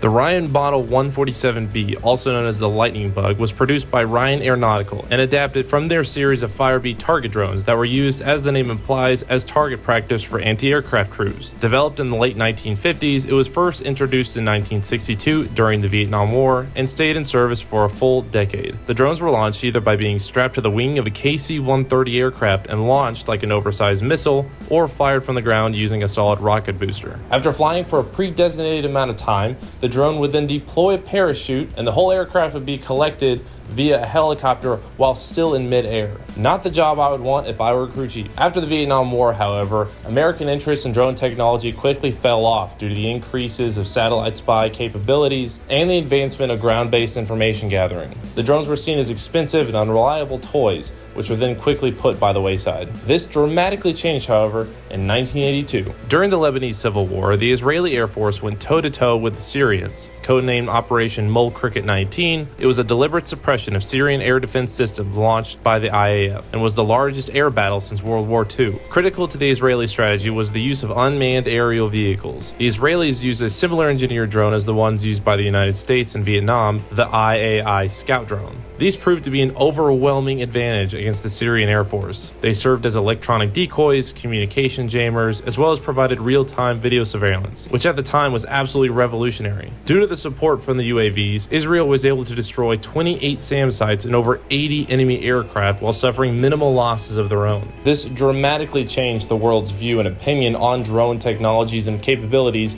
and immediately caught the attention of American naval brass. And just 2 years later, in 1984, America had its own drone research program in full swing. Cappy's favorite government agency, the Defense Advanced Research Projects Agency, or DARPA, issued a $40 million contract to the leading Systems Incorporated company out of Irvine, California. Their goal was to create a drone capable of high loitering time, or time spent in and around a target, that could be used for photographic reconnaissance, ELINT missions, or just filled with explosives and used as a cruise missile. The drone was nicknamed Amber. It It was 15 feet long with a 30-foot wingspan, weighed 740 pounds, most of that weight coming from its construction of plastic and Kevlar, and most impressively, could stay in the air for over 38 hours without having to come down for refueling. In classic DoD fashion, however, Amber was only one of several drone research projects. When Congress found out about the multiple projects going on at once, they quickly lamented the duplication of efforts and drastically cut drone spending across the board. Amber was the sole survivor of this drastic cut in funds. It would continue operational research up until early 1990, at which time funding would be cut even more, bankrupting SLI completely. They would then be bought out by General Atomics, which would take the Amber program and develop into something that you and I might recognize today, but more on that later. Drone warfare, ironically enough, would get a huge kick in popularity soon after during the first Gulf War. The DoD utilized two types of drones, the Pointer and the more sophisticated Pioneer drone, which was a final development of the drones used by the Israelis mentioned earlier. A fun fact, the Pioneer ran off of a 26 horsepower snowmobile engine with a range of 100 miles, a flight time of 5 hours, and carried a number of advanced sensors such as forward-looking infrared and day TV. Another fun fact is that there is a Pioneer drone right in front of my brigade commander's office. However, as a rule, I avoid full birds, so this is the only picture I'm willing to provide. It was launched via catapult and controlled with a glorified RC plane remote control. I'm more of a trebuchet man myself, but they did not consult me before going with the catapult. During the Gulf War, naval reports said that at any given moment, there was always at least one drone up in the air. And by the end of the conflict, there had been a total of 522 sorties done during Desert Storm. These uses range from spotting and feeding targeting data for battleship guns to scanning for probing attacks along the Kuwaiti border. During the last week of the war, history experienced one of its strangest surrenders when 5 Iraqi soldiers waved white flags at the drone that was surveying them, and was reported as the first time ever that man had surrendered to a robot. My conspiracy theory friends tell me that it will not be the last. The drones were so effective in their role that no longer would there be any question of their effectiveness and their role in U.S. doctrine. The new millennia brought about a new renaissance of drone capabilities. Seeing the return of General Atomics' drone program, they provided the U.S. Air Force with 60 RQ-1 UAVs, dubbed the Predator. After a series of operational and testing improvements, it saw its first substantial use in Afghanistan in 2000. In a joint CIA-DoD mission to eliminate Osama bin Laden, a Predator was launched into Afghanistan from Europe, but was controlled entirely by pilots via satellite from the CIA headquarters in Langley, Virginia, a feat which had never been accomplished before. The Predator served both as a reconnaissance element and the launching platform for a Hellfire air-to-ground missile. While the mission was ultimately a failure in eliminating the bad guy Laden, it proved the capabilities of the drone and would set the stage for drone warfare in the 21st century. In the first decade of the 2000s, the Predator and its soon-to-be little brother, the Reaper, would be the standard reconnaissance and airstrike platforms for drone use. And they both saw extensive service starting in Afghanistan in 2001 and the invasion of Iraq in 2003. From 2003 to 2006, the U.S. Air Force participated in over 242 individual raids, engaged 132 troops in force protection operations, fired 59 Hellfire missiles, surveyed 18,490 targets, escorted 4 convoys, and flew 2,073 sorties for a combined 33,833 flying hours, which for those of you less mathematically inclined like me is almost 6 separate sorties every single day. A huge leap from one drone in the air at a time during the Gulf War. Okay, so the way I look at it is from 2010 to 2020, it's been kind of a period of refinement for our friends, the drones. They were upgraded with countermeasures like additional Hellfire missiles, so they're carrying 8 instead of 2 in their payload now. We gave them increased electronic warfare abilities. They were given the ability to launch from C-17s in Afghanistan while being controlled by Jeff at the CIA on Long Island. Once the military finds a platform that they like, they start upgrading the thing to death. And why not? It's a brilliant approach. Instead of reinventing the wheel every time, give it a software upgrade and save millions of dollars that way. In the past few years, insurgents have become prolific users of modded out drones. Reports of the same happening in Ukraine civil war shows how effective all military forces are finding these drones to be for increasing situational awareness. Fighter jets need to refuel every couple of hours. Meanwhile, drones can loiter over the battlefield for over 24 hours. When I was in Iraq, I can't tell you how many missions were started off with someone shaking me awake and saying, "Hey Cappy, wake up, we're going on patrol. A drone spotted some suspicious movement nearby. It looks like the enemy's planting IEDs again." But now, 10 years later, It's expected to become a part of the infantry's job description as well. I like how they keep adding responsibilities to your job without increasing your pay. That's not frustrating at all, I'm sure. Each squad will now have a mini UAV organic to them, which will be useful for scouting ahead on patrols and searching for potential ambushes along the way. I would be remiss if I didn't mention the controversy surrounding this type of warfare. Internationally, there is widespread disapproval of this type of weapon. Interestingly enough, it's more of a high approval rating within the United States. The planes drop munitions from 30,000 feet high, and artillery can launch explosives miles away, but that doesn't bother people as much as the thought of UAVs though. I think the reason people are more bothered by this form of warfare is because of what it means for our future. When the consequences of personal injury is removed from the equation of war, then the potential for unnecessary destruction goes up, or at least that's likely what some people's perception is. People want the military to have some skin in the game during the battles they fight. Another part of it is it removes that human element from the decision-making process to destroy something. You're one step removed from it. The responsibility is no longer completely on you, so the argument here is that people are more likely to pull the trigger when it's them sending a signal to a satellite, sending a signal to a drone. It removes some of that culpability. Is that the right word? There are also those who feel UAVs are leading us down a road to autonomous killbots that will one day go full Skynet on us and wipe out all of humanity. And then the other popular argument against drones is that drone warfare is a useful tool for insurgent recruitment. Although that is disputed by a 2018 MIT paper by Aqil Shah titled, "Do US Drone Strikes Cause Blowback?" In the paper, they claim of the 500 insurgents that were surveyed in a Pakistani jail, drone strikes do not account for the main reason or main motivation for why they joined the insurgent groups. In 2020, drone warfare graduated into the big leagues of modern large-scale conflicts. Colonel Scott Shaw, the head of the Army's asymmetrical warfare group, had this to say about that, quote, "What's clear in the conflict is that a less funded nation can do combined arms warfare. You don't need to be the United States or Russia. The price point to entry into combined arms warfare is lower than initially thought." End quote. We had never seen them used at this scale before, and the results were unbelievable. Drones were widely used by one side during the 2020 Nagorno-Karabakh War. The Turkish-backed Azerbaijan used them to identify targets, send artillery GPS coordinates for quick fire missions. Azerbaijan used UAV strikes to take out 13 enemy surface-to-air missile systems. They destroyed Armenian tanks with such ease that there are all kinds of articles coming out now about how tanks are obsolete on the modern battlefield. This shows drones are even more effective during conventional wars than the asymmetrical wars like in the Middle East during the past two conflicts. These unmanned weapons will remain an important tool, but they are far from taking the lead yet. I want to know what your thoughts are on UAVs though. Do you think that they're just a fad, or are they one day going to be our robot overlords? I'm Cappy from Task and Purpose. Please remember to like this video so YouTube will promote our content to a larger audience, and subscribe so that I can see you here next week. Hello fellow Spare Parts Army, welcome to Task and Purpose. In this episode, it's time to learn about the sacred artillery tactical art of the shooting scoot, made famous by the US Army's self-propelled M109 Paladin. So call for fire on that like and subscribe button, and let's move out. The M109 is the American military's king of battle. It's a highly protective, fast-moving, mobile 155mm Yeet machine. But it's been around since 1963 at this point, and some military analysts believe it's fast becoming obsolete.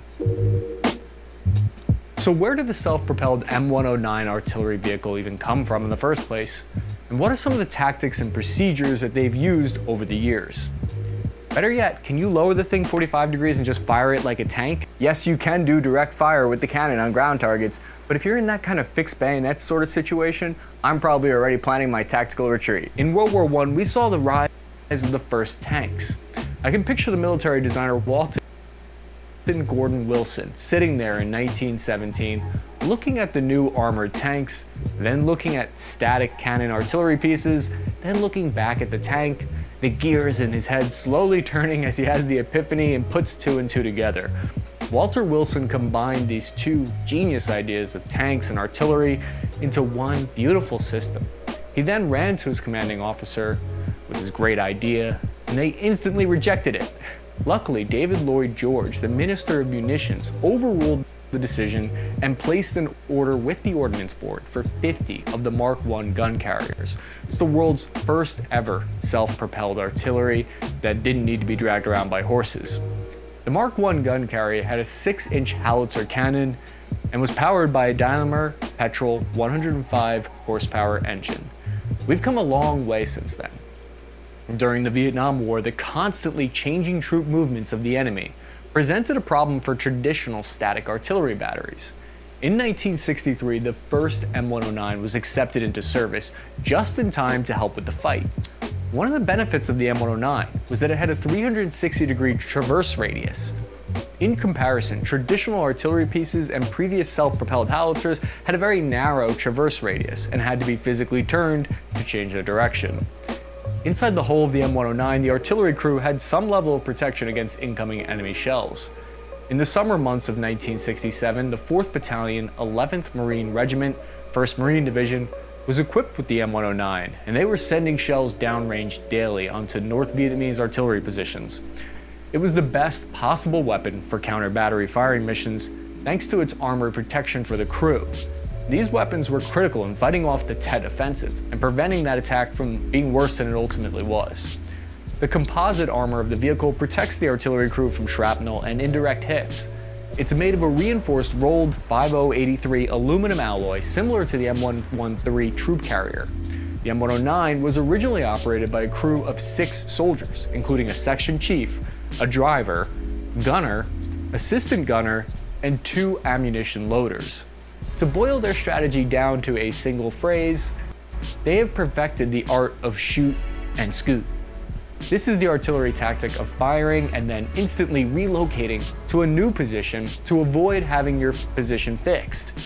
Each one of the vehicles could store 28 rounds of ammunition, and each howitzer section was paired with an M548 tracked ammunition carrier. The howitzer uses a main gun that fires a 155mm shell with a separate bag charge. It's powered by a diesel engine and has a secondary M250 caliber machine gun. Okay, we're done shooting from this position. Time to fire up the engine, PFC Carl. Let's scoot to the new location. Time now, Oscar Mike, huh? The M109 weighs 27 tons, which is actually relatively lightweight for an armored tank. They sacrifice some armor to keep its mobility since it's not meant as a direct combat vehicle.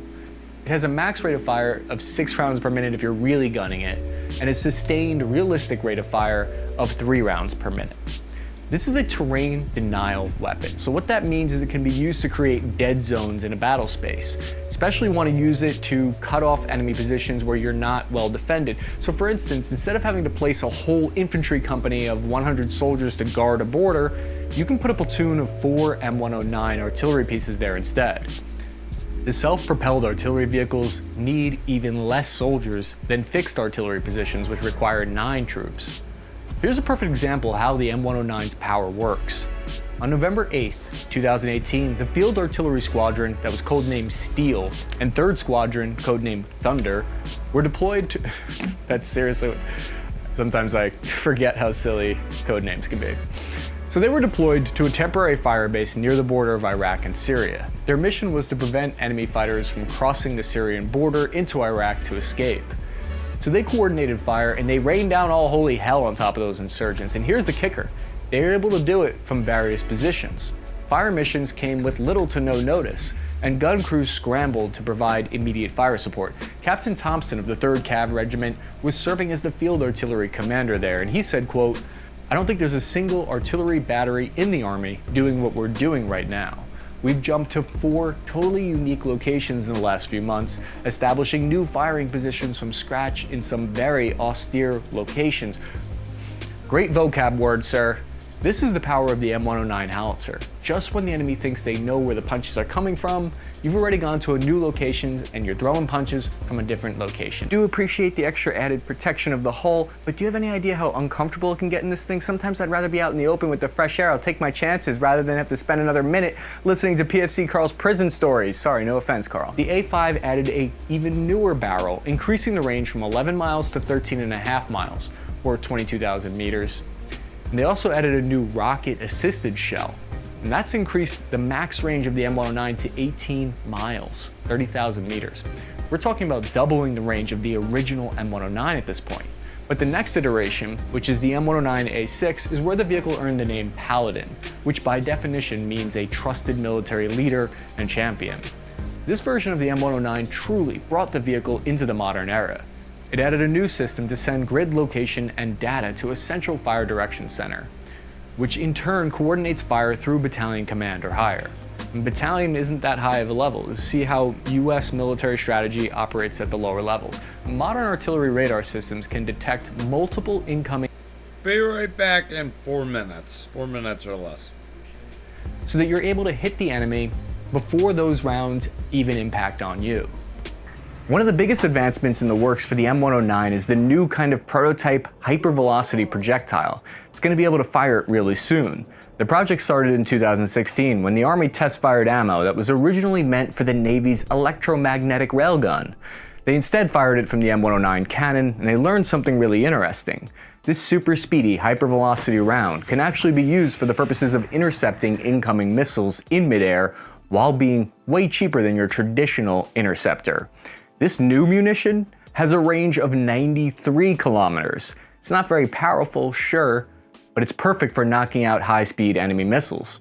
They recently successfully targeted a simulated cruise missile in 2020. So the Paladin is able to halt from moving and fire within 30 seconds, something that previously took minutes to achieve. Typically, this allows a battery to quickly displace between salvos if attacked by indirect fire by the enemy, and then rapidly set up again once they're in a safe position. The M109A6 Paladin was used extensively in Iraq and Afghanistan. The newest version of the M109 is the A7. In keeping with the design philosophy of the original M109, this shares some key components with the Army's Bradley fighting vehicle in order to keep down production costs as well as maintenance costs. It weighs about 10,000 pounds more than the A6 Paladin due to the armor upgrades. Even with the extra weight, it is faster and more maneuverable than the Bradley fighting vehicle. It uses a new automatic rammer. This means that the overall crew can be reduced from 6 to 4 soldiers, and it increases the load speed of the A7 to a max rate of fire of 4 rounds per minute. The very first vehicles were delivered in 2014, but it was only done as a very low rate initial production. The Army started filling full rate production orders of the vehicle in 2015. The Army is currently working on an autoloader to increase the M109's sustained rate of fire to 6 to 10 rounds per minute. They're also redesigning the howitzer to handle even higher pressure rounds, which would increase accuracy and distance even further. These improvements would upgrade the design so much that it would have to be redesignated the M1299, an entirely new vehicle at this point. Testing for the M1299 is planned for 2023, and the autoloader is planned to be done by 2025, but check back here that year and we'll see how far it's been delayed. The M109 changed warfare by allowing troops to have protection while firing artillery. And it's one of those systems that works so well that it's honestly hard to find a replacement for it at this point. Future artillery pieces could offer greater range and new munitions that might promise higher lethality, but so long as the US Army's combined operation tactics are successful, there isn't really a need to replace the M109 right now. Do you think it has longevity in the Army? Do you have experience with one of these? Should the Army have replaced these decades-old vehicles by now to compete with our near peers? I'm your average infantryman, Chris Cappy. If you want to see more content like this, remember to like and subscribe to help with the YouTube algorithm. Please share with your friends and help give the channel some more visibility.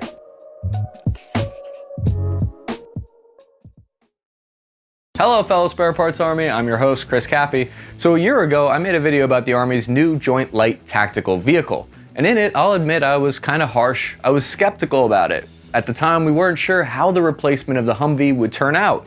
It wasn't clear to me back then that the JLTV brought anything new to the table that the MRAP or the Stryker didn't already have.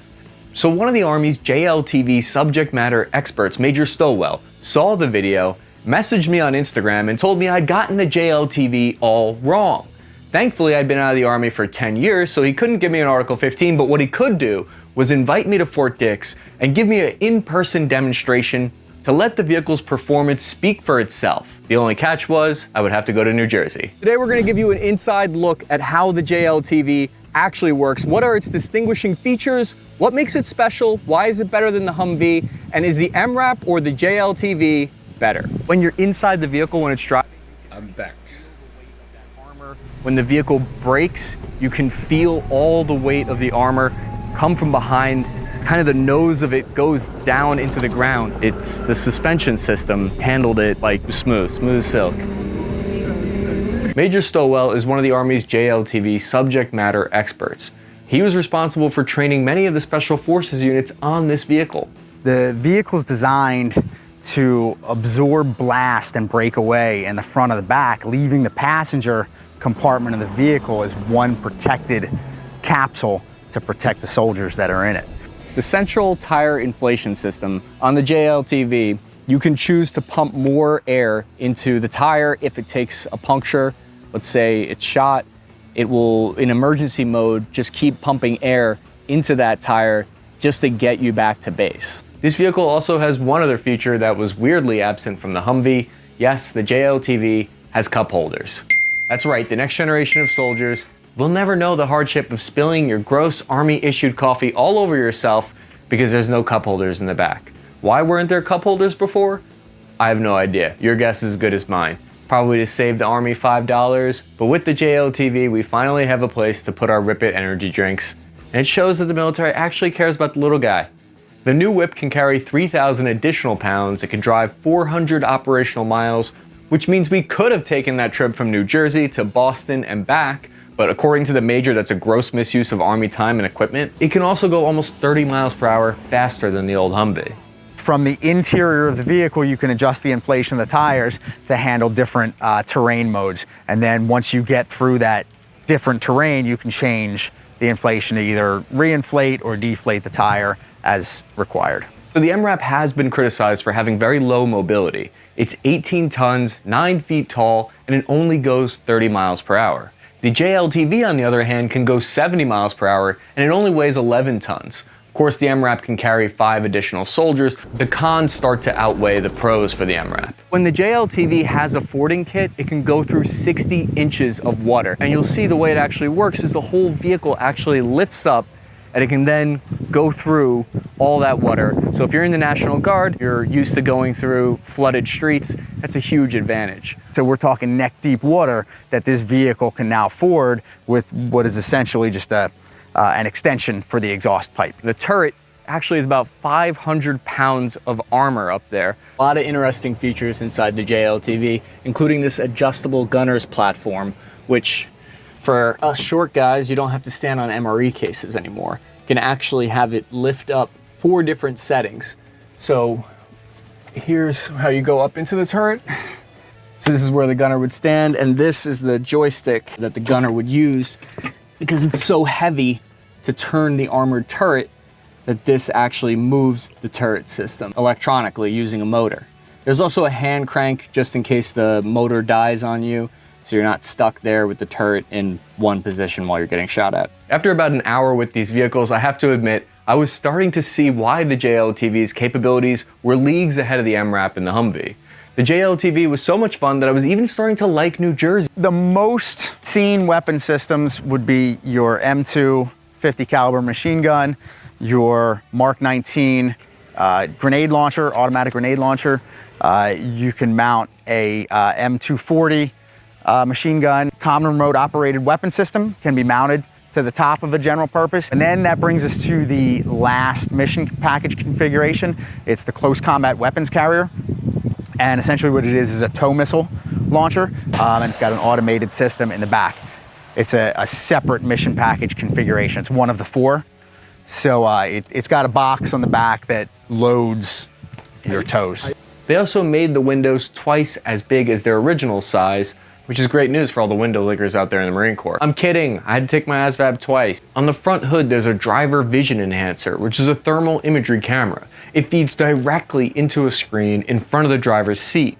The screen pulls down from the visor. This can be also used in surveillance positions. The video feed can also be sent into any other screen in the vehicle or back to headquarters at base. The situational awareness in the JLTV was limited compared to the Humvee. Sometimes we notice when you're going over a really steep incline, you can't really see over the hood of the vehicle. So to solve that problem, there's a camera actually located in the front of the vehicle. It allows the driver to actually kind of see ahead and below so that they know they have clearance when going over a big hill. The computer screen in front of the driver gives a diagnostic readout which tells you the health of the vehicle. You can visually see the angle that you're on, which can warn you if you're about to go over the 40-degree limit where the vehicle starts to roll over. It'll let you know if there's a problem with the tires or the suspension system. One of the main reasons the JLTV is more advanced than the MRAP and the Humvee is because it has the ability to raise and lower its suspension. When the vehicle is lowered into tie-down mode, it has as low of a profile as the Humvee, which allows it to be easily shipped by airplanes. We discussed earlier how one of the weaknesses of an MATV or MRAP was that they were too large to be shipped in sufficient quantities for large-scale theater buildup. So we had to mimic the size of a Humvee for shipment. By selecting a series of buttons, the suspension will lower so that it's at a height that's comparable to a Humvee. So that helps us get them onto the aircraft, onto the ships, and the rail cars that we need to get them onto. That's one of the really interesting things about the JLTV that distinguishes it from the MRAP. Wait for this. Damn you, Air Force! Let me in your chow hall! Damn it. You only have two different variants of the JLTV. There's a 4-door and a 2-door as far as variants are concerned. Then you move down to mission package configurations. The one in front of you is a heavy gun carrier. Heavy gun carrier has a manned turret on the top. The only difference between the heavy gun carrier and the general purpose is the presence of the manned turret. The computer in front of the vehicle commander on the passenger side has the FBCB2. It's like a GPS that shows where all your friendly units are located. You can also place markers for suspected enemy locations and send video feeds and messages back to command. I asked Major Stowell if you could install Waze on there and put insurgent alerts instead of police alerts. The answer was no. The Humvee's weakness was that once you added all the armor onto it, the vehicle didn't have enough engine power or good enough suspension to pull its weight correctly. It's not the horsepower this vehicle needs. You probably thought that that doesn't sound like a lot of horsepower because it's the torque that the vehicle requires. But this thing has a lot of torque. It's got an impressive amount of torque. When we accelerated from 0 to 60, it felt like I was on a roller coaster. You get to feel the full power of the 340 horsepower, 800 pounds of torque. You can feel the suspension system working to balance the ride out. Fire extinguisher systems which automatically deploy in the case that it senses fire inside the vehicle. So if that looked heavy, it's because it is. This is a 300-pound armored door. This is actually the B kit version of the JLTV. There's also an A kit. The A kit weighs about 13,500 pounds. B kit weighs 23,000 pounds. With the Strykers, you'd have problems with the air tanks.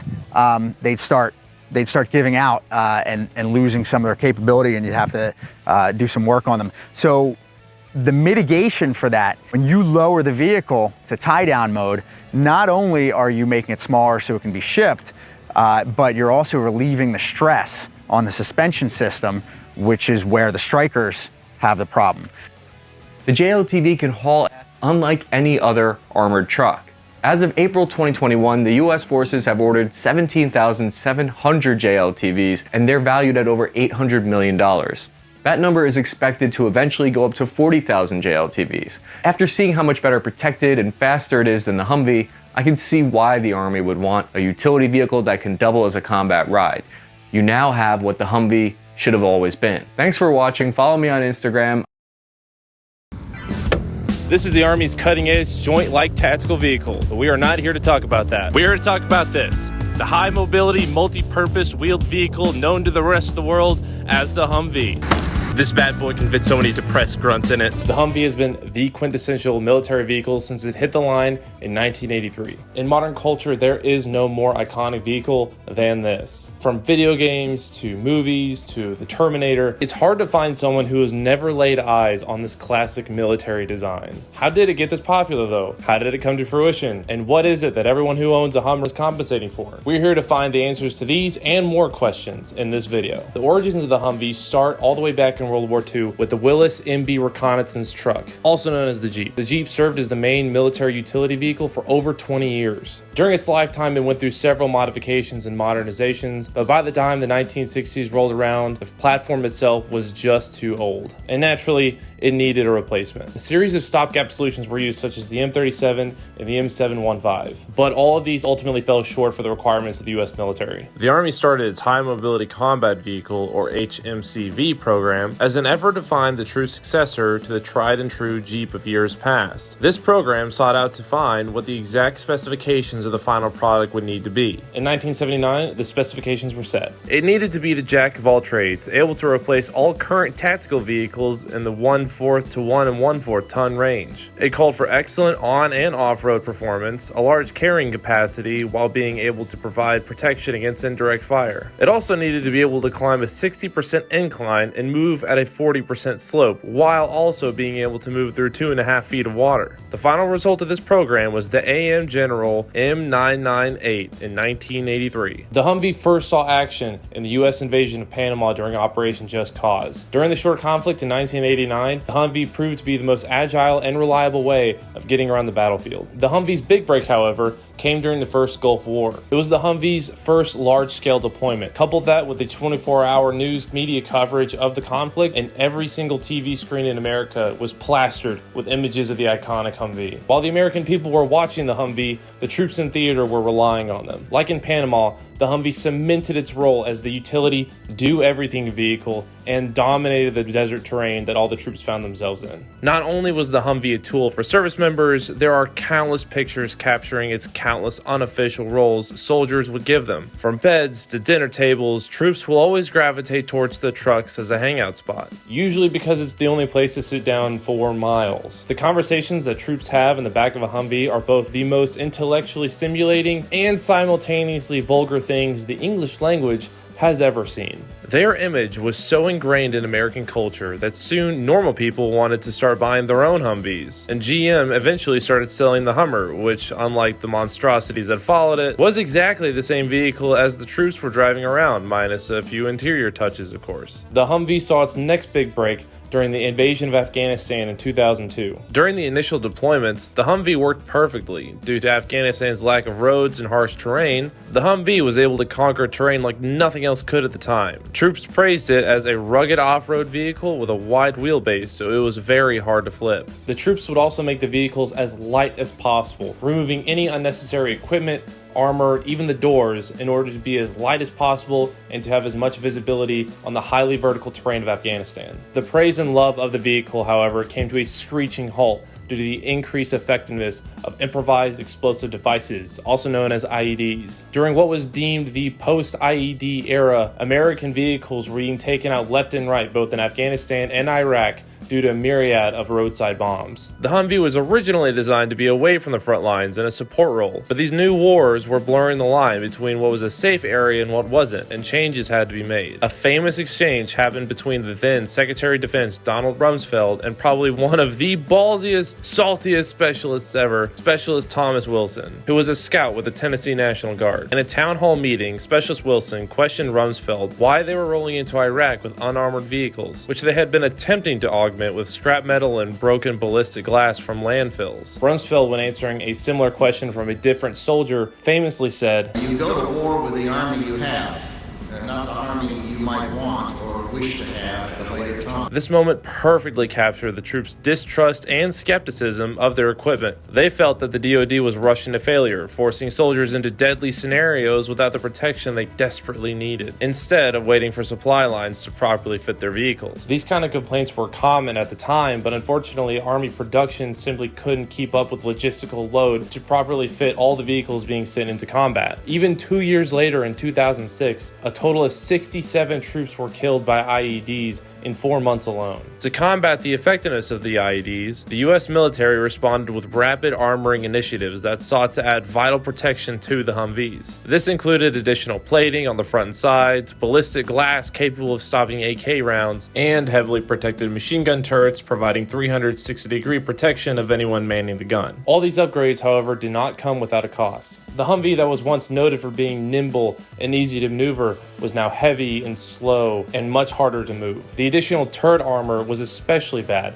as it threw off the center of gravity of the vehicle, making it more prone to rollovers. And rollovers could prove fatal to whoever was up in the turret at the time. Not only in practicality costs, but an up-armored Humvee costs almost 3 times a standard Humvee did. These problems combined would eventually lead to the high use of MRAPs during the conflict. While the up-armored Humvee was not the perfect solution, at the time it was an important step in protecting service members and saved a countless number of lives. Armor, however, was not the only upgrade that the Humvee would see. CROW's system began being utilized by the US military as early as 2005. Short for Common Remote Weapon System, it was a remote-controlled turret system operated by a troop that was inside the vehicle. It included thermal sights, laser range finders, and fully integrated ballistic correction. Probably one of the most popular aspects of the CROW system is that to use it, you got to sit down. It took the turret gunners out of the hatch and safely put them back inside the vehicle, where they would have even better situational awareness than before. Troops loved the ability to scan a full 360 degrees with enhanced visuals and thermal sights. While MRAP fielding did replace the fleets of some vehicles, the vast majority of the wheeled fleet from the beginning of the conflict and even up to today is comprised of the Humvee. Of course, you can never talk about the Humvee without mentioning the incredibly high amount of mission sets and capabilities that would blow the minds of the people who even first invented it.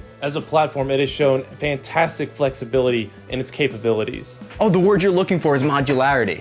I should know. I'm the head of the modularity department here at the Army. They keep me locked away at Fort Benning. I actually lobbied for both M's in the Humvee to stand for modularity. I never met a mod or an attachment that I didn't like. Yes, the Humvee is certainly modular. It has proven itself to be quite the Swiss Army knife of military vehicles. I've prepared a short list of just a few of the jobs that the Humvee's taken on, just to try to keep up. Fire truck, mine detection, weather detector, radar scanning, tow missile launcher, missile launch site hunter, satellite array carrier, ambulance, mechanic contact truck, ones with giant lasers on top, I don't even know what to call that, troop transport, remote intel gathering, giant smoke screen emitter, every kind of machine gun you can possibly imagine, to include an M242 25mm Bushmaster chain gun, RWS platform, actual howitzer, and of course, snowmobile. It's beautiful. It's almost too modular. I think I need to sit down for a minute, but make sure you get one of our modularity merch t-shirts. Yeah, it's pretty modular. So the Humvee's being phased out by our brand new JLTVs. Is this the end of the Humvee though? Will our favorite Army truck be no more? The short answer is, of course, no. And the long answer is no, it is not. While the JLTV is quickly being integrated into Army units, the Humvee still has a lot of life left in it. In an interview, Bruce Jett, the Army Acquisitions Chief, stated, "The JLTV is a significant improvement over the Humvee when it comes to transportability, speed, and agility, as well as protection. However, I have an objective of 50,000 Humvees still in place as an alternate light, less expensive vehicles to perform mission requirements in the future. The Humvee is by far a simpler machine that is easier for your average Joe to use, while at a lower cost to the military. The JLTV requires higher levels of training to operate, is much more complicated in its design and use, and is still in the stage where it's so new, no one knows how to fix it yet, not even the civilian contractors in my motor pool apparently. The Humvee is a simple design that any Joe Schmo with half a driver's license can use with relative ease. While the Humvee might not fit the role that the JLTV was designed for, it still has vast use and support elements, or really any kind of unit with a less intensive mission set, such as sustainment operations or any kind of garrison environment scenario, which, if we're being honest with ourselves, is where most of us will be for a hot minute. What are your guys' experience with the Humvees? Are you sad it's going away? Are you happy that it's being replaced? Let us know in the comment section below. And thanks for watching. Welcome back, Spare Parts Army. I'm your average infantryman, Chris Cappy. Russia's lost an estimated 292 BTR variants in the war so far. An after-action report in the US military is customary to do after each mission, so you can look at what worked and what didn't work. In this episode, we're going to do an after-action report on the Russian armored BTR. How has it performed in combat compared to how it was originally meant to be used? What has the large-scale ground offensive revealed about its true strengths and weaknesses? Is the BTR worse than we think, or simply not being used correctly alongside light infantry? In order to understand its performance in Ukraine, we need to take a look at its development history first. In 1956, the Soviet Union decided to create two armored personnel carriers. One would be the more expensive tracked BMP-1 version, and the other would be the cheaper wheeled BTR-60. At the time, it was revolutionary. No one else had a highly mobile 8x8 wheeled troop transport capable of carrying 12 soldiers. This concept would influence infantry fighting vehicles in the American military to this day with the Stryker. The BTR-60 looked like a caterpillar with teeth. Its only downside was this thing was a convertible with the top down. Great if you're in Southern California, not so great if you're in Southern Afghanistan getting shot at. So they quickly fixed this vulnerability in the BTR-70. The design choice of where to place the engine tells us a lot about the Soviet Union's priorities, because they compromise quality of life so that the engine is easier to reach.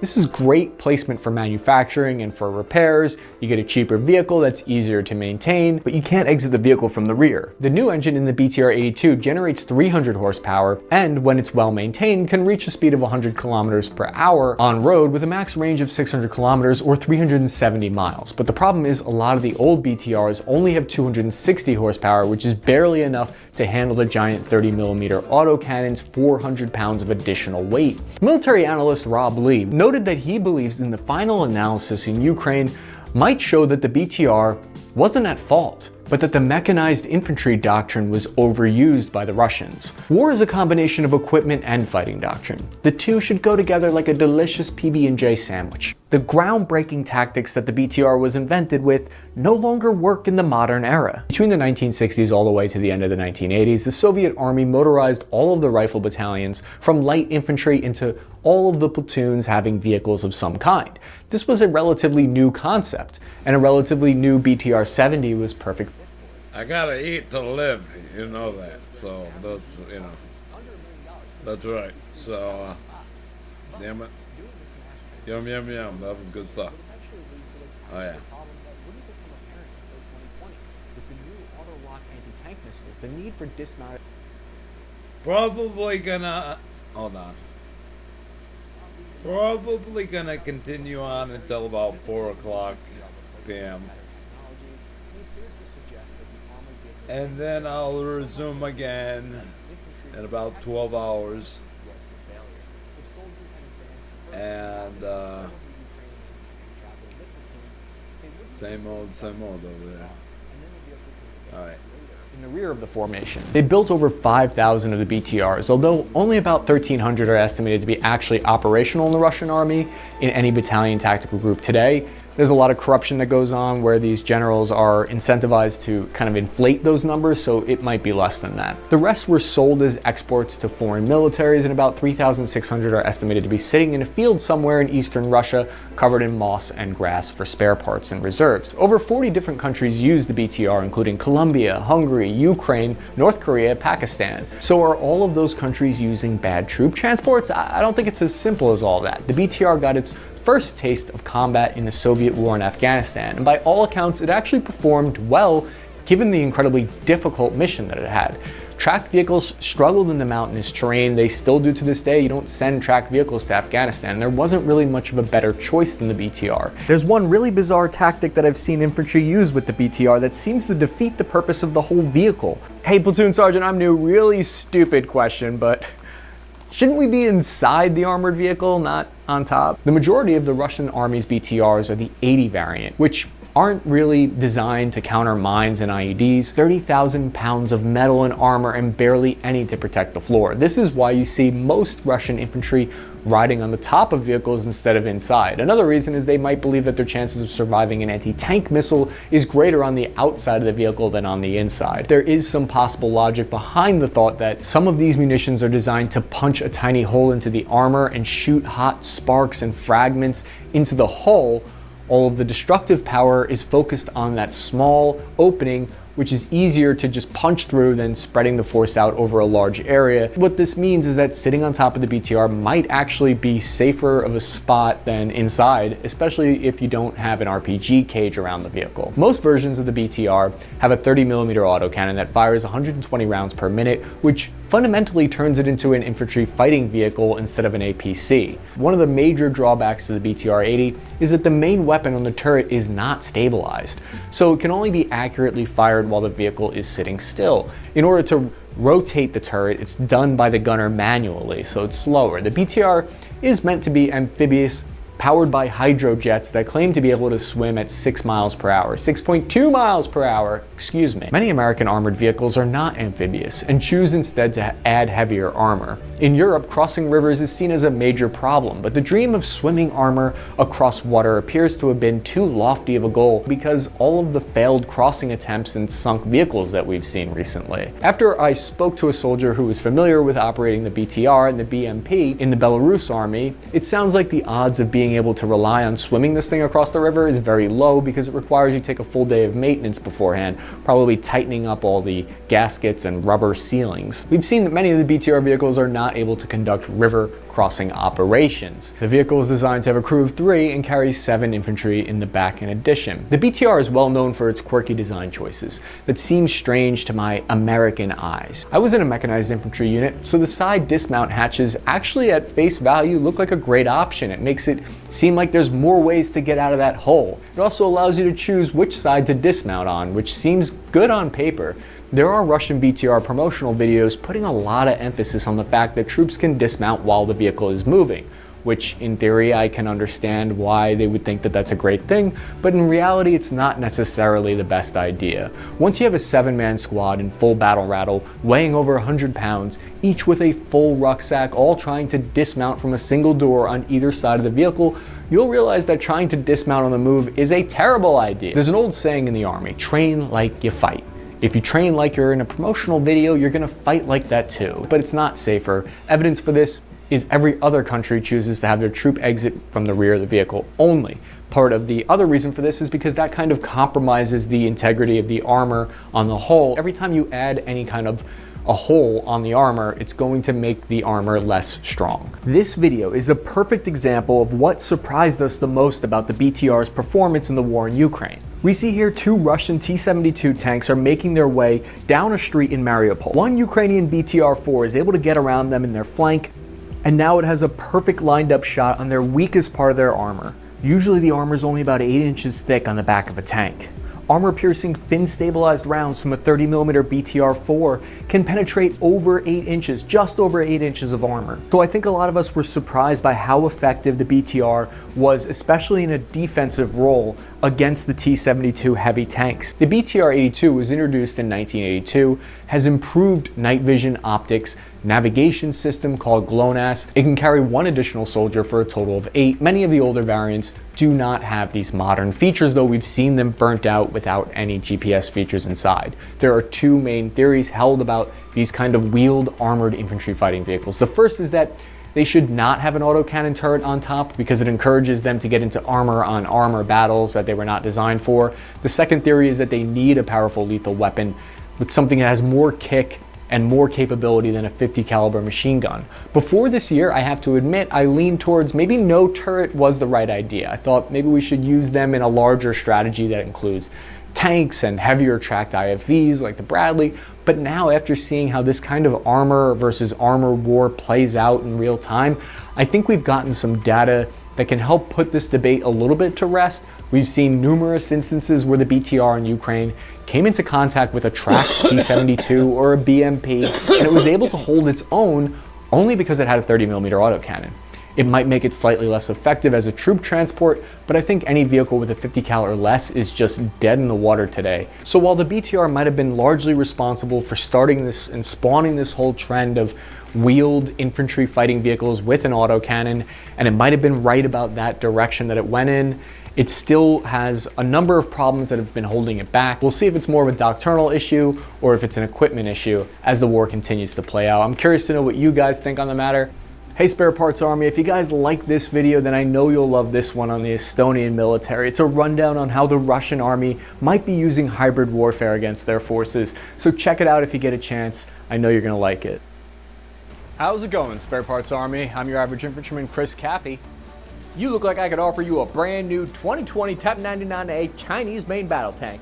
This bad boy goes faster, needs less crew than your filthy old M1 Abrams that I saw you pulled up in. Does your country need to operate heavy armor in remote mountainous terrain? Does it need to be lightweight because your crumbling bridge infrastructure is falling apart? Does it need to be cheap because skyrocketing inflation got you broke as all get the f out? Why do I have a southern accent? The People's Liberation Army operates a few different types of tanks, but their crown jewel is the heavy-duty Type 99A, which is starting to show more influence from Western tank designs than old Russian Soviet ones. The fact of the matter is, China's new tank has been a real mystery. Until now. Thankfully, an online video gamer leaked real-life pictures of classified information on the Type 99A because he had no other choice. He needed to win an argument on a War Thunder gaming forum about the weapon's real-life specifications. Do you have any idea how much money you could have sold those photos to the Pentagon for? You could have bought so many tank skins in War Thunder. What are you doing? The gaming forum deleted them immediately, but not before a defense journalist on Twitter noticed and tweeted it out. The ensuing memes are unbeatable. Nothing beats the memes that come out of a catastrophic breach of Chinese military OPSEC.